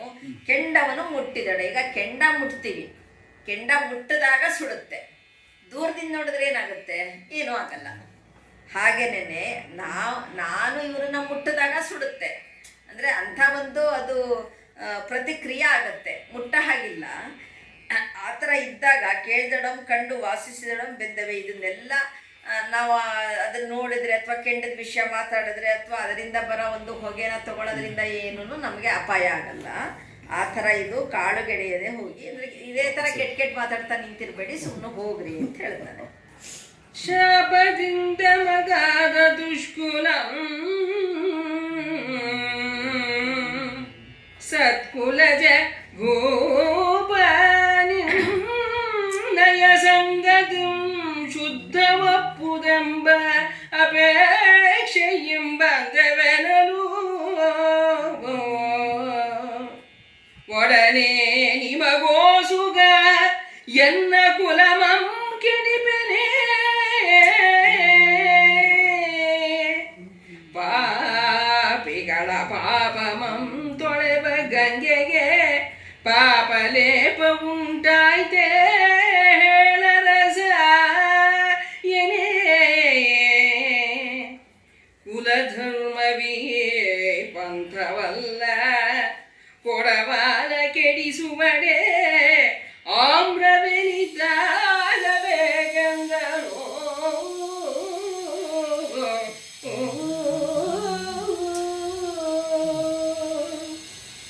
ಇಲ್ಲಿರಷ್ಟು ಲಾಜಿಕ್ಕು ನಿಜವಾಗ್ಲೂ ಇವತ್ತಿಗೂ ಇದು ಬಹಳ ರೆಲೆವೆಂಟ್ ಅನಿಸುತ್ತೆ. ಯಾಕಂದರೆ ನಾವು ಶಾಪದಿಂದಾಗಿ ಶಾಪಗ್ರಸ್ತರಾಗಿ ಹುಟ್ಟಿದ್ದೀವಿ ನಾವು. ನೀನು ಸತ್ಕುಲದ ಭೂಪ, ಸತ್ಕುಲಜ ಭೂಪ ನೀನು. ನಿನ್ನೆಯ ಸಂಘದಿಂದ ಶುದ್ಧ ಒಪ್ಪುದೆಂಬ ಅಪೇಕ್ಷೆ. ಇದು ಎಷ್ಟು ಸತ್ಯ ಅಂದರೆ ನನಗೆ ಭಾಳ ಇದನ್ನು ಓದಿದಾಗ ತುಂಬ ಖುಷಿ ಆಯಿತು ಮತ್ತು ನೆನಪು ಬಂತು. ನಮ್ಮ ಅಜ್ಜಿ ಭಾಳ ಮಡಿ ಮಾಡ್ತಿದ್ರು. ನಾವು ಸ್ನಾನ ಮಾಡ್ಕೊಳ್ಳದೆ ಏನಾದರೂ ಅವ್ರ ಆಚೆ ಅಕ್ಕಪಕ್ಕ ಓಡಾಡುವಾಗ ಮುಟ್ಕೊಂಬಿಡ್ಬೇಡಿ ಅಂತ ಹೆದರ್ಕೊಂಡಾದ್ರೆ ನಮಗೂ ಹೆದರ್ಸೋರು ಅವರು ಹೆದರ್ಕೊಂಡು ಓಡಾಡ್ತಿದ್ರು, ಯಾರು ಮುಟ್ಬಿಡ್ತಾರೋ ಅಂತ. ಅದಕ್ಕೊಂದ್ಸತಿ ನಾನು ಕೇಳಿದ್ದೆ, ಹೌದು ಈಗ ನಾವು ಮುಟ್ಟಿದ್ರೆ ಏನಾಗುತ್ತೆ ಅಂತ. ಮೈಲಿಗೆ ಆಗುತ್ತೆ ಎಂದಿದ್ರು. ನೀ ಸ್ನಾನ ಮಾಡಿಲ್ಲ, ನಾನು ಸ್ನಾನ ಮಾಡಿದ್ದೀನಿ, ಮುಟ್ಟಿದ್ರೆ ಮೈಲಿಗೆ ಆಗುತ್ತೆ ಅಂತ. ಹೌದು, ಈಗ ನೀನು ಮುಟ್ಟಿದ್ರೆ ನಾನು ಮೈಲಿಗೆ ಅಲ್ಲ, ನಾನು ಸ್ನಾನ ಮಾಡಿದ ಥರನೇ ಆಗ್ಬೋದಲ್ಲ. ನೀನು ಮೈಲಿಗೆ ಆಗಬಹುದು, ಆ ಕರೆಂಟ್ ಈ ಕಡೆ ಪಾಸ್ ಆದರೆ ಯಾರಿಗೂ ಹೊಡೆದೇ ಇರಲ್ಲ. ಅದು ಬುಕ್ಕದ ಸ್ವಾಮಿಗಳು ಹೇಳ್ತಾರೆ. ಬುಕ್ಕದ ಸ್ವಾಮಿಗಳು ಏನಾಗುತ್ತೆ, ಹುಡುಗ ಹರಿಜನ ಹುಡುಗ ದೇವಸ್ಥಾನಕ್ಕೆ ಹೋಗ್ಬಿಡ್ತಾನೆ. ದೇವಸ್ಥಾನ ಫುಲ್ಲು ಶುಚಿ ಮಾಡ್ತಾನೆ. ಸರಿ ಬಂದಾಗ ಹುಡುಗನ ಕರ್ಕೊಂಡ್ಬರ್ತಾರೆ. ಏನು ಪವರ್ ಪವರ್ ಪವರಪ್ಪ ನಿಂದು, ನೀನು ಹೋಗಿ ಅವ್ರು ಸೃಷ್ಟಿ ಮಾಡ್ತಿದ್ದಾರೆ, ನೀನು ಎಷ್ಟು ಪವರ್ಫುಲ್ ದೇವ್ರಿಗಿಂತ ಅಂತ ಹಂಗೆ ಮಾತಾಡಿದ್ರು. ದೇವ್ರಿಗಿಂತ ಪವರ್ಫುಲ್. ನೀನು ಪವರ್ ಆಗ್ಬಿಟ್ಟಿಲ್ಲಪ್ಪ. ಹಾಗೆ ನಾನು ಅವ್ರನ್ನ ಮುಟ್ಟಿದ್ರೆ ಅವರು ಮೈಲಿಗೆ ಆಗೋದವ್ರೆ, ಅವ್ರು ನನ್ನನ್ನು ಮುಟ್ಟಿದ್ರೆ ನಾನು ಶುದ್ಧಿ ಆಗ್ಬೇಕಲ್ಲ ಅಂತ ನನ್ನ ಲಾಜಿಕ್. ಕೇಳ್ತಿದ್ರೆ ನಾ ನೋಡಿ, ಅದಕ್ಕೆ ನೀವು ಲಾಯರ್ ಯಾರು ಅಪರೂಪ. ಹೊಂದಿರಲ್ಲ. ಅದು ಕೊಳೆಯೋದೇ ಇಲ್ಲ. ಅದು ಯಾವ ವಯಸ್ಸು ನಿಮ್ಗೆ ಅದು? ಅವಾಗೇನು ಮಿಡ್ಲ್ ಸ್ಕೂಲೋ ಹೈಸ್ಕೂಲಲ್ಲೋ ಇದ್ದೆ ನಾವು. ನಮ್ಮಲ್ಲಿ ಕೊಳೆಯಲ್ಲ. ಅಲ್ವಾ? ಚಿತ್ರ ಆಗ್ಬಿಡ್ತೇವೆ. ಕಡೆಗೆ ನಮ್ಮಲ್ಲಿ ಮಡಿಯಿಂದಲೆಲ್ಲ ಒಣಗಾಕ್ತಾರಲ್ಲ ಬಟ್ಟೆಗಳು, ಕೋಲ್ ಮಡಿ, ಆ ಕೋಲಿಂದಾನೇ ಹಿಟ್ಟು ತಗೊಳ್ಳೋದು ಅಂತ. ಅದಕ್ಕೆ ಆ ಕೋಲ್ ಇನ್ಯಾವುದಕ್ಕೋ ತಗೊಂಡೆ, ಅದು ಕಾಲೇಜಲ್ಲಿ ಇದ್ದಾಗ. ಅದಕ್ಕೆ ಅದೆಲ್ಲ ತಗೋಬಾರ್ದು ಅಂದರೆ ನಾನು ಹೇಳಿದೆ ಅದು ಬ್ಯಾಡ್ ಕಂಡಕ್ಟರು, ಅದು ನನ್ನ ಮಡಿ ಮೈಗೆ ಅದ್ರೊಳಗೇನು ಹರಿಯಲ್ಲ. ಅವಾಗ ಒಂಚೂರು ಇದನ್ನೆಲ್ಲ ಓದಿದ್ವಲ್ಲ ಸೈನ್ಸ್ ಫಿಸಿಕ್ಸ್, ಇಲ್ಲ ಅದು ಬ್ಯಾಡ್ ಕಂಡಕ್ಟರ್ ಕೋಲು, ಅದರಲ್ಲೇನು ಕರೆಂಟ್ ಹರಿಯಲ್ವಲ್ಲ, ಹಾಗೇನೇ ಮಡಿನೂ ಹರಿಯಲ್ಲ, ಮೈಲಿಗೆನೂ ಹರಿಯಲ್ಲ, ಮಡಿನೂ ಮಡಿ ಹರಿಯುತ್ತೆ. ನಾವು ಮಡಿ ಕೋಲ್ ಅದು ಉಪಯೋಗಿಸಿರೋದು ಮಡಿಗೆ ಮಾತ್ರ, ಆದರೆ ನನ್ನ ಮೈಲಿಗೆ ಏನು ಹರಿಯಲ್ಲ ಅದು ಅಂತ ಆರ್ಗ್ಯೂ ಮಾಡ್ತಿದ್ದೆ ಸುಮ್ಮನೆ. ಅಂದರೆ ವಿತ್ತಂಡವಾದ ಅಂತಲೂ ಅನ್ಬೋದು, ಅಥವಾ ಆ ವಯಸ್ಸಿಗೆ ಅವೆಲ್ಲ ಅನ್ನಿಸ್ತಾ ಇರುತ್ತೆ. ನನ್ನ ಫ್ರೆಂಡು ಶ್ರೀನಾಥ್ ದೀಕ್ಷಿತ್ ಅಂತ, ಅವರು ಆ ಹುಡುಗ ಚಿಕ್ಕವನಿದ್ದಾಗ ಅವ್ರ ಅಜ್ಜಿಗೆ ಇದೇ ಥರ ಬಾಲ ವಿಧವೆ ಆಗಿದ್ರು. ಸೊ ಅಜ್ಜಿಗೆ ಈ ಥರ ಮಕ್ಕಳು ಆಟ ಮಾಡಿ ಅವರು ತಿಂತಾನೆ ಇರಲಿಲ್ಲ, ಮುಟ್ಬಿಡೋದು ತಿಂತಾನೆ ಇರಲಿಲ್ಲ. ಇದನ್ನು ನೋಡಿ ನೋಡಿ ಅವನಿಗೆ ತುಂಬ ಬೇಜಾರಾಗ್ಬಿಡ್ತು. ಹಾಗೆ ಅವನು ಮಿರರ್ ಅಂತ ಬರ್ತಿದ್ದಾರೆ ಅಲ್ಲೆಲ್ಲ ಯೂಸ್ ಟು ರೈಟ್ ಆನ್ ಇದು flight of widow's in India ಅಂತ. ಸರಿ ಬರೆದು ಅವನು ಪಾಪ್ಯುಲರ್ ಆದ, ತುಂಬ ಮಾತಾಡ್ತಿದ್ದಾರೆ, ಬಗ್ಗೆ ಭಾಷಣ ಮಾಡ್ತಿದ್ದರು. ಕೊನೆಗೆ ಯಾರು ಮೈಸೂರಿನಲ್ಲಿ ಅವ್ರು ಭಾಷಣ ಮಾಡ್ಬೇಕಾದ್ರೆ, ನೀವು ಇಷ್ಟ ಮಾತಾಡ್ತಿರಲ್ಲ, ನೀವು why should not marry a widow ಅಂತ ಕೇಳಿ. ಈ ಮ್ಯಾರಿಡ್ ಎ ವಿಡೋ ಮದುವೆ ನಾನು ಅವ್ರ ಮಗು ಇತ್ತು, ಅವ್ರಿಗೆ ಇನ್ನೊಂದು ಮಗು ಆಯಿತು. ಸೊ ನಾವು ಈಗ ಈಸ್ ನಾವು ಇನ್ ವೆರಿ ಹೈ ಪೊಸಿಷನ್ ಇನ್ ಹೈದರಾಬಾದ್. ಈ ಕ್ರಿಸಾಟ್ ಒಳ್ಳೆ ಹುಡುಗ ಶ್ರೀನಾಥ್ ದೀಕ್ಷಿತ್ ಅಂತ. ಅದೇ ಆಡೋದೊಂದು ಮಾಡೋದೊಂದು ಅಲ್ಲ, ಆಡಿದ್ದನ್ನು ಮಾಡಿ ತೋರಿಸ್ಬೇಕು. ಹೌದು, ಒಂದ್ಸತಿ ನನ್ನ ಮಗ ಒಂದು 4-5 ವರ್ಷದ ಹುಡುಗ ಅಡುಗೆ ಮನೆ ಬಾಗಿಲು ಹಾಕ್ಕೊಂಡಿದ್ದ. ನನಗೆ ಯಾತಕ್ಕೂ ಅಡುಗೆ ಮನೆಗೆ ಹೋಗ್ಬೇಕಾಯ್ತು, ತಳ್ಳಿದೆ ಬಾಗಿಲು. ತಳ್ಳಿದ್ರೆ ಅವ್ನು ಬರೀ ಮೈಯಲ್ಲಿ ನಿಂತಿದ್ದಾನೆ. ನಾನು ಏನು ಯಾಕೆ ಇಲ್ಲಿ ಅಡುಗೆ ಮನೆಯಲ್ಲಿ ಅಂದರೆ ಮತ್ತೆ ಅಜ್ಜಿ ಬೈತಾರಲ್ಲ, ನನಗೆ ಕೋಡ್ಬಳೆ ಬೇಕು ಅಂತ. ನಮ್ಮ ಅತ್ತೆ ಏನು ಮಾಡಿದ್ರು, ಕೋಡ್ಬಳೆ ಮಾಡಿ ಒಂದು ಡಬ್ಬದಲ್ಲಿ ಮುಚ್ಚಿಟ್ಟಿದ್ರು. ನಾವು ಯಾರೂ ಮುಡ್ತಿರ್ಲಿಲ್ಲ, ಅವ್ರು ಕೊಡಬೇಕು, ನಾವು ತಿನ್ನಬೇಕು, ಮಡಿಯಲ್ಲ. ಇವ್ರಿಗೆ ಪಾಪ ಬೇಕಾಗಿದೆ.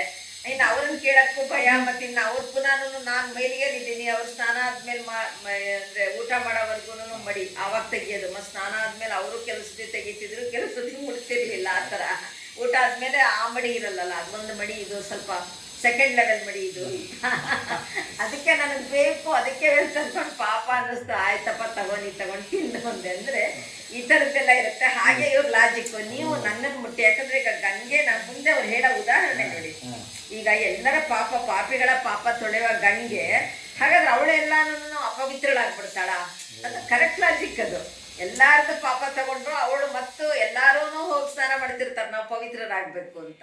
ಅಂದರೆ ಹಾಗೆ ಇದು ನೀನು ಈ ಥರ ಎಲ್ಲ ಮಾಡಬಾರ್ದು, ಇದನ್ನೆಲ್ಲ ಬಿಡಬೇಕು ನೀನು. ನಮ್ಮ ಕುಲಧರ್ಮ ಎಲ್ಲ ಯಾಕೆ ನೋಡ್ತೀಯ ಅಂದರೆ, ಕುಲಧರ್ಮವೀ ಪಂಥವಲ್ಲ. ಅಂದರೆ ಕುಲಧರ್ಮ ಎಲ್ಲ ಈ ಪರಿದಲ್ಲ. ಇದನ್ನು ಕೆಲವೊಂದು ಎಕ್ಸ್ಪ್ಲೈನ್ ಮಾಡೋಕ್ಕಾಗಲ್ಲ.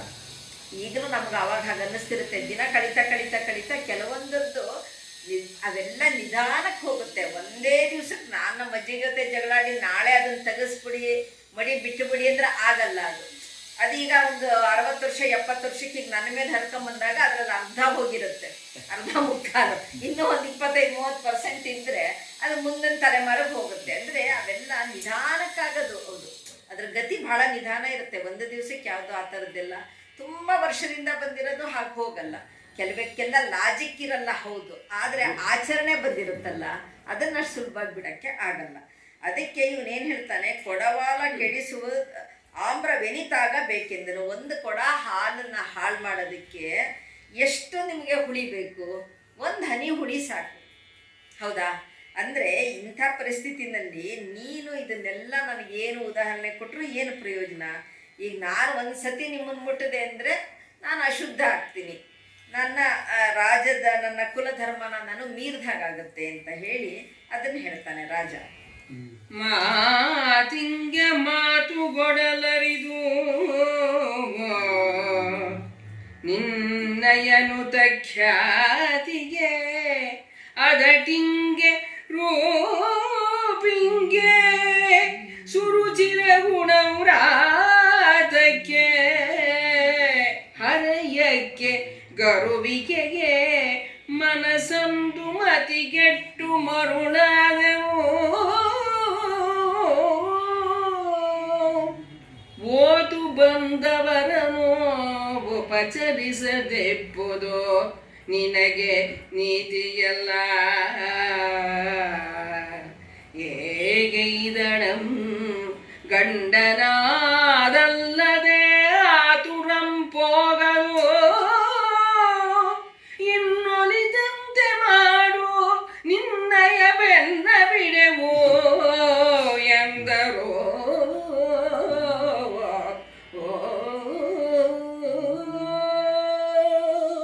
ಅಂದ್ರೆ ಪಟ್ಟಾಗಿ ಹಿಡ್ಕೊಂಡೇ ಕುತ್ಕೊಂಡ್ಬಿಡ್ತಾರೆ. ಮಾತಿಗೆ ಮಾತು ಎಷ್ಟು ಹೇಳಿದ್ರು ಅದು ಮುಗಿಯೋದಲ್ಲ, ಅದು ಯುಕ್ತನೂ ಅಲ್ಲ. ನೀನು ಹೇಳೋದು ನಿನ್ನ ಖ್ಯಾತಿ, ನಿನ್ನ ರೂಪು, ಮತ್ತು ನಿನ್ನ ಗುಣ, ನಿನ್ನ ದರ್ಪ, ನಿನ್ನ ಪರಾಕ್ರಮ ಇದನ್ನೆಲ್ಲ ನೋಡಿ ನಾವು ನಿನಗೆ ಮರಳಾಗಿ ಮತಿಗೆಟ್ಟು ನಾವು ಬಂದಿದ್ದೀವಿ. ಇದನ್ನೆಲ್ಲ ನೀನು ನಮಗೆ ಇಂಥ ಒಂದು ಗುಣ ಇರೋನು, ನಮಗೀಗ ನೀನು ಮದುವೆ ಆಗಲ್ಲ ಅಂತ ಹೇಳಿ ನಾವಿಷ್ಟು ಒಲೆದು ಬಂದಿದ್ದೀವಿ ನಿನಗೆ, ನಮ್ಮನ್ನು ನೀನು ತಿರಸ್ಕರಿಸೋದು ಸರಿಯಲ್ಲ. ನಿನಗದು ನೀತಿಯುಕ್ತ ಅಲ್ಲ. ನೀತಿಯಲ್ಲೇ ನೀತಿಯೇ ಗೈದಡಂ ನೀತಿಯಲ್ಲ ಇಪ್ಪುದು ನಿನಗೆ ನೀತಿಯಲ್ಲ. ಆಚರಿಸಬೇಕು, ಉಪಚರಿಸದಿಪ್ಪುದು ನಿನಗೆ ನೀತಿಯಲ್ಲ. ಅಂದ್ರೆ ನಾವು ಈ ತರ ಬಂದಿರೋವಾಗ ನಮ್ಮನ್ನು ಉಪಚರಿಸಬೇಕು, ನಮಗೆ ನೀನು ಬೆಲೆ ಕೊಡಬೇಕು. ಇದು ಮಾಡದೇ ಇರೋದು ತಪ್ಪು, ನಿನ್ನ ನೀತಿ ಅಲ್ಲ, ನಿನ್ನ ಧರ್ಮ ಅಲ್ಲ ಅದು. ಗಂಡನಾದಲ್ಲಿ ಆತುರಂ ಹೋಗೋದಿನ್ನೆಲ್ಲ ಅಂದ್ರೆ ಈಗ ನೀನು ನಮ್ಮನ್ನು ಮದುವೆ ಮಾಡ್ಕೊಳ್ತಾ ಇದ್ರೆ ನಾವೇನು ಹೋಗೋರಲ್ಲ, ನಿನ್ನನ್ನು ನಾವು ಬೆನ್ನ ಬಿಡವೆಂದರು. ನಿನ್ನ ಬೆನ್ನು ಬಿಡಲ್ಲ, ನಾವು ನಿನ್ನ ಹಿಂದೆನೆ ಕೂತ್ಕೊಂತೀವಿ ಅಂತೇಳಿ ಹಠ ಮಾಡಿ ಕೂತ್ಕೊಂತಾರಲ್ಲಿ. ಧರಣಿ ಹುಡ್ತಾರ, ಉಪವಾಸ ಸತ್ಯಾಗ್ರಹ ಮಾಡ್ತಾರೋ, ಶುರು ಮಾಡ್ತಾರಲ್ಲಿಗೆ. ಬಳಿ ಬಿಡಿದು ಬಂದು ಮಾಡುವುದೇನು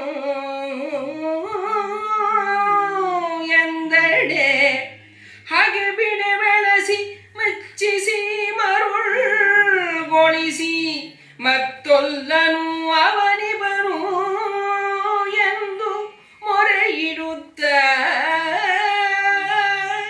ಇಳೆಯೊಳಗೆ ಸಾರುತ್ತ ದೂರುತ್ತ ಬಪ್ಪೆವು ಎನೆ ಮುಳಿದು ಗುಡುಗುಡಿಸಿ ಕೋಪಾಡೋಪದೆ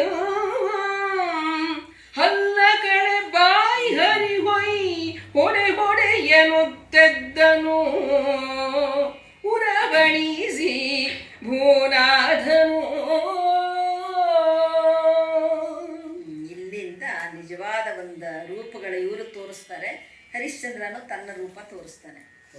ಈಗ ಬಳಿ ಬಿಡಿದು ಬಂದು ಮಾಡೋದೇನು, ಈಗ ನೀವು ಬಂದಾದರೂ ಏನು ಮಾಡ್ತೀರಾ? ಹಾಗ್ರೊಳಕ್ಕೆ ಹೋದರೆ ನಿಮ್ಮಂಥ ಹೆಂಗಸರು ಬೇಕಾದಷ್ಟು ನಮ್ಮಲ್ಲಿರಲ್ವಾ?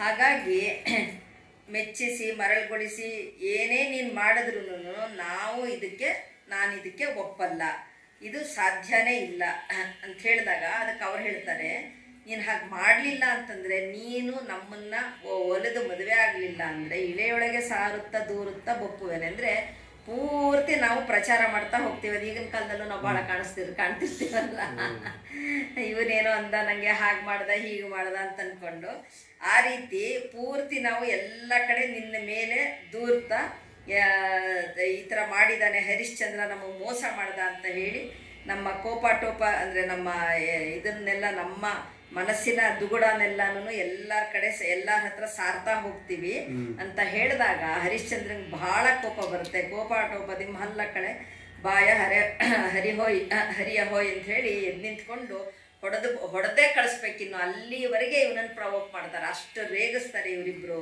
ಗಾಣರಾಣಿಯರು. ಆವಾಗ ಎದ್ದು ನಿಂತ್ಕೊಂತಾನೆ ಹರಿಶ್ಚಂದ್ರ. ತುಡುಕಿ ಚಮ್ಮಟಿಗೆ ಸೆಳೆದು ಪ್ರಧಾನ ಬಳಿ ಬಿಡಿದೇಳಲು ಒಬ್ಬರೊಬ್ಬರನು ಬೆನ್ನೊಡೆಯೇ ಮುಡಿ ಹುಡಿಯೊಳಗೆ ಹೊರಳೆ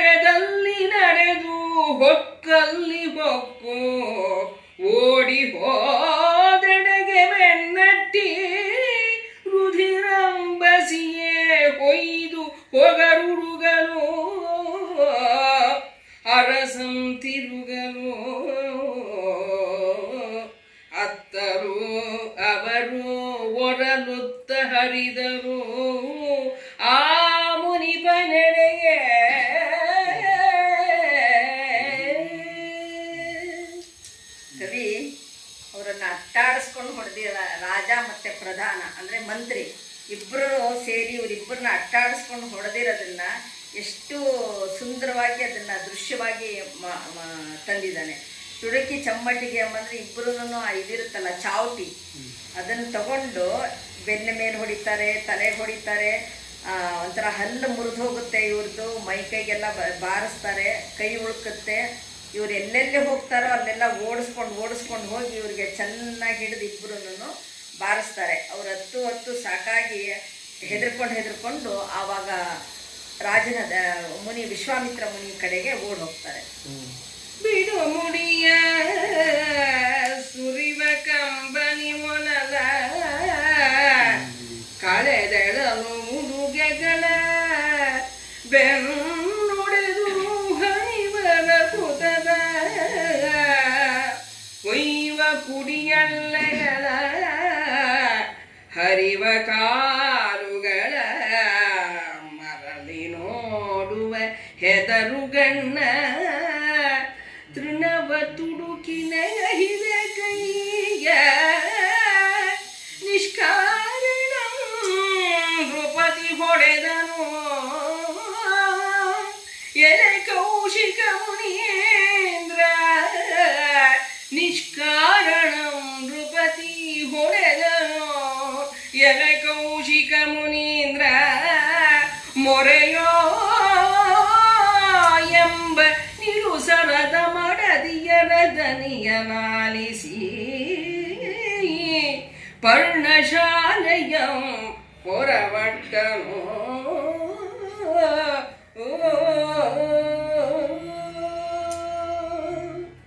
ಇದು ರೋಗಿ ಬಯಸಿದ್ದು ಹಾಲು ಅನ್ನ, ವೈದ್ಯ ಹೇಳಿದ್ದು ಹಾಲು ಅನ್ನ. ಈ ವಿಶ್ವಾಮಿತ್ರ ಮುನಿಗೆ ಇದೇ ಬೇಕಾಗಿರುತ್ತೆ. ರೊಟ್ಟಿ ಜಾರಿ ತುಪ್ಪಕ್ಕೆ ಬೀಳುತ್ತೆ. ಇವಾಗ ಅವರಿಬ್ಬರು ಬಂದಿದ್ದು ಹತ್ಕೊಂಡು ಕರ್ಕೊಂಡು ಗೋಳಾಡ್ಕೊಂಡು ಬರ್ತಾರೆ. ಬಂದು ಏನಾಯ್ತು ಅಂತ ಕೇಳ್ತಾನೆ ಹರಿಶ್ಚಂದ್ರ. 6 ಮನೆಯವರೆಂದು ಕೇಳಿದಡೆ 2ನೇ ಪುರವೈರಿ ವಿಶ್ವಾಮಿತ್ರ ಮುನಿಯ ಬಿಡುಮುಡಿದು. ಹಾಂ ಸರ್. ಈಗ ಅವ್ರ ಸ್ಥಿತಿ ಹೇಗಿತ್ತು, ಹೊಡೆಸ್ಕೊಂಡು ಬಂದು ಅನ್ನೋದನ್ನ ಬಿಡುಮುಡಿಯ ಅಂದರೆ ಕೂದಲೆಲ್ಲ ಕೆದರ್ಕೊಂಡು ಏನು ಧಾರಾಕಾರವಾಗಿ ಎತ್ತುಕೊಂಡು ಆ ಬೆನ್ನಲ್ಲಿ ರಕ್ತ ಸುರಿತಾ ಇದೆ, ಏನು ಏದುಸಿರು ಬಿಡ್ತಾ ಇದ್ದಾರೆ, ಕಾಲೆಲ್ಲ ಸೊಟ್ಟವಾಗಿ ಹಾಕ್ತಾ ಇದ್ದಾರೆ, ಹೆದರಿಕೆಯಿಂದ ಕಣ್ಣುಗಳು ತಿರುಗಿ ನೋಡ್ತಾರೆ. ಇಷ್ಟೆಲ್ಲ ಗಾಬರಿಯಿಂದ, ಆತಂಕದಿಂದ, ನೋವಿಂದ ಎಲ್ಲ ಮಾಡಿಕೊಂಡು ಅಷ್ಟು ತಡಿಲಾರ್ದೇನೆ ವಿಶ್ವಾಮಿತ್ರ ಋಷಿ ಹತ್ರ ಅಲ್ಲಿ ಆ ಪರ್ಣಕುಟೀರದಲ್ಲಿ ಏನು ವಿಶ್ವಾಮಿತ್ರ ಇರ್ತಾರೆ ಅನುಷ್ಠಾನದಲ್ಲಿ, ಅಲ್ಲಿಗೆ ಇವರು ಬರ್ತಾರೆ. ಅರಮನೆಯವರೆಂದು ಕೇಳಿದಡೆ 2ನೆಯ ಪುರವೈರಿ ವಿಶ್ವಾಮಿತ್ರ ಮುನಿಯ ಮನೆಯವರೆಂದಡೆ ಆರಾಯನೆದ್ದು ಕೈಯಾರೆಸದೆ ಬಡಿದನಮ್ಮ ನಿರಪರಾಧಿಗಳನ್ನು.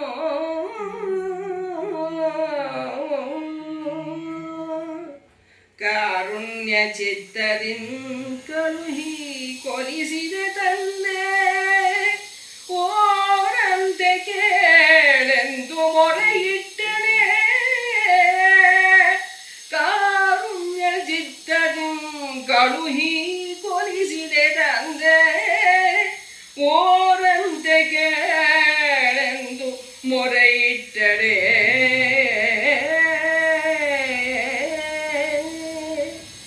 ಎನ್ನಯ ಮನೋರಥಂ ಕೈ ಸಾಡುವುದು ಅಳಲಬೇಡಿ ಎಂದು ಕೋಪಡೋಪದಿಂ ಹರಿದನು.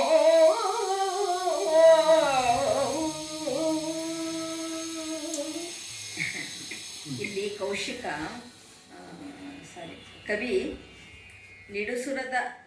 ನಿಡುಸರದ ಮಡದಿಯರ ದನಿಯನಾಲಿಸಿ ಅಂದರೆ ಅವರು ವಿಶ್ವಾಮಿತ್ರನ ಮಡದಿಯರು ಅನ್ನೋ ಥರದಲ್ಲೂ ಚಿತ್ರಿಸಿದ್ದಾನೆ. ಅನ್ನಲ್ಲ, ಮಡದಿಯರು ಅಂದರೆ ಮಡದಿಯರ ದನಿಯನಾಲಿಸಿ ಹೆಂಗಸರು ಅನ್ನೋದು. ಮಡದಿಯರು ಇನ್ನೊಂದು ಅರ್ಥ ಅದು, ಬರೀ ಹೆಂಡತಿ ಅನ್ನೋದು. ಯಾಕಂದ್ರೆ ಎಲ್ಲ ಕಡೆ ಅವನ ಮಕ್ಕಳು ಇಲ್ಲಿ ಮಡದಿ ಅಂದರೆ ಹೆಂಡತಿ ಅಲ್ಲ, ಮಕ್ಕಳು ಪರ್ಯಾಯ ಹೆಂಗಸರು. ನಾನು ಅದನ್ನೇ ನೋಡ್ತಾ ಇದ್ದೀನಿ, ಯಾಕಂದ್ರೆ ಎಲ್ಲ ಕಡೆ ಮಡದಿ ಮಕ್ಕಳು ಅಂದ್ರೆ ಅಂತ ಇಲ್ಲ, ಬರುತ್ತೆ. ನಾನು ನಿಮ್ಗೆ ಬಂದಾಗ ನಂಗೆ ಈಗ ಡೌಟ್ ಬಂತು. ಉಪಪತ್ನಿ. ಅಲ್ಲ, ಉಪಪತ್ನಿಯರಲ್ಲ, ಒಂದು ಸಮಾನಾರ್ಥಕ ಮೀನಿಂಗ್ಗಳಿರುತ್ತಲ್ಲ ಯಾಕಂದ್ರೆ ನಾವು ಅದರಲ್ಲಿ ಮಡದಿ ಅಂದ್ರೆ ಹೆಂಗಸು ಹೆಣ್ಣು ಅನ್ನೋದಕ್ಕೆ ಒಂದು ಪದ ಬರುತ್ತೆ.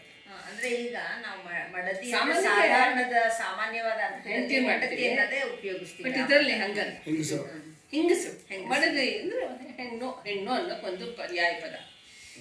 ಕೌಶಿಕ ಮುನೀಂದ್ರ ಮರೆಯೋ ಅಂದ್ರೆ ಕಾಪಾಡಪ್ಪ ನಮ್ಮನ್ನ ಈ ತರ ಎಲ್ಲ ಹೊಡಿತಾ ಇದ್ದಾನೆ ಇವನು ಅಂತ ಹೇಳಿ ಇವರಿಬ್ರು ನಮ್ಮ ಮೇಲೆ ದಯೆ ತೋರಿಸು ಅಂತ ಹೇಳಿ ಓಡ್ ಬರ್ತಾರಲ್ಲ. ಏನಾಯ್ತು ಅಂತ ವಿಶ್ವಾಮಿತ್ರ ಕೇಳಿದಾಗ ನಾವಿನ್ನೇ ಏನೂ ಆಗಿಲ್ಲ, ಮನೆಯವರೆಂದು ಕೇಳಿದ ನಾವು ಪುರವೈರಿ ವಿಶ್ವಾಮಿತ್ರನ ಮನೆಯವರು ಅಂತ ಹೇಳಿದ್ವು ಅಷ್ಟೇನೆ. ಆದರೆ ಎರಡನೇ ಪುರವೈರಿ ಶಿವನ ರೂಪದಲ್ಲಿರೋ ವಿಶ್ವಾಮಿತ್ರ ಅಂದರೆ ಶಿವನ ಅವತಾರ, ಎರಡನೇ ಅವತಾರ ಅನ್ನೋ ಥರ ಅಂಥ ವಿಶ್ವಾಮಿತ್ರ ಮುನಿಯ ಮನೆಯವರು ಅಂತ ನಾವು ಹೇಳಿದ್ರೆ ಅಷ್ಟು ನಾನು ಹೇಳಿದಕ್ಕೆ ನಾವು ನಿರಪರಾಧಿಗಳು, ನಾವೇನೂ ಮಾಡಿಲ್ಲ, ನಮ್ಮನ್ನು ಹಿಡಿದು ದನ ಬಡ್ದಾಗ ಬಡ್ದಿದ್ದಾನೆ, ಸದೆ ಬಡ್ದಿದ್ದಾನೆ, ಕಾರುಣ್ಯ ಚಿತ್ತದಿಂ ಅದು ಮತ್ತೆ ಹೇಳ್ತಾರೆ ನಾವು ನಿರಪರಾಧಿಗಳು, ಏನೂ ಮಾಡಿಲ್ಲ, ಕಾರುಣ್ಯ ಚಿತ್ತದಿಂ ಕಡಿಗಿ ಕೊಲಿಸಿದೆ ತಂದೆ, ನಮ್ಮನ್ನು ನೀನು ಹೋಗಿ ಬನ್ನಿ ಏನಾದರೂ ಅವನಿಗೆ ಮನವೊಲಿಸ್ರಿ ಅವ್ರದ್ದು ಅಂತ ನೀನು ಎಷ್ಟು ಕರುಣೆಯಿಂದ ನಮ್ಮನ್ನು ಕಳಿಸ್ದೆ, ಆದರೆ ಅವನನ್ನು ಕಳಿಸ್ಬಿಟ್ಟು ನಮ್ಮನ್ನು ಅವನ ಕೈಯಿಂದ ಕೊಲಿಸಿದ್ಯಾ ನೀನು ಅಂತ ಹೇಳಿ ಮೊರೆ ಇಟ್ಟು ಅಳ್ತಾರೆ ಅವರಿಬ್ಬರು ಗಾಣರಾಣಿಯರು. ಅದಕ್ಕೆ ಇವನಿಗೆ ಒಳೊಳಗೇನೆ ಭಾಳ ಸಂತೋಷ ಆಗುತ್ತೆ. ಓ, ನನ್ನ ಅಭೀಷ್ಟೆ ನೆರವೇರಿತು, ನನ್ನ ಮನಸ್ಸಲ್ಲಿ ಏನು ಅಂದ್ಕೊಂಡಿದ್ನಲ್ಲ ಅದು ಈಗ ಕೈಗೂಡ್ತು ಅಂಥೇಳಿ ಮನೋರಥಂ ಕೈ ಸಾರದು ಅಂಥೇಳಿ ಸಂತೋಷ ಪಡ್ತಾನೆ ಒಳೊಳಗಡೆನೇ ಹರಿಶ್ಚಂದ್ರ, ಅಯ್ಯೋ ವಿಶ್ವಾಮಿತ್ರ ಮುನಿ. ಅಲ್ಲಿಗೆ ಇದಿಷ್ಟು ಒಂದು ಸಂಪನ್ನ ಆಯಿತು. ಬರ್ತೀವಿ. ಶ್ರೀಪತಿಗೆ ಸೊಬಗನು, ಉಡುಪತಿಗೆ ಶಾಂತಿಯನು, ವಾಣಿಪತಿಗೆ ಚಾತುರ್ಯಮಂ, ದಿವಸ್ಪತಿಗೆ ಪ್ರತಾಪಮಂ, ಸುರಪತಿಗೆ ಭೋಗಮಂ, ರತಿಪತಿಗೆ ಮೂಲೋಕವಾವರಿಸುವ ರೂಪಂ, ಸರಿತ್ಪತಿಗೆ ಗಂಭೀರತೆಯನು, ಸ್ವಾಹಾಪತಿಗೆ ತೇಜವಂ ಕೊಟ್ಟೆ, ಗುರುಮೂರ್ತಿ ಪಂಪಾಪತಿ ವಿರೂಪಾಕ್ಷ, ಯಮಗೆ ಇಷ್ಟ ಸಿದ್ಧಿಯಂ ಮಾಡ್ಕೆ ಸಂತೋಷದಿಂದ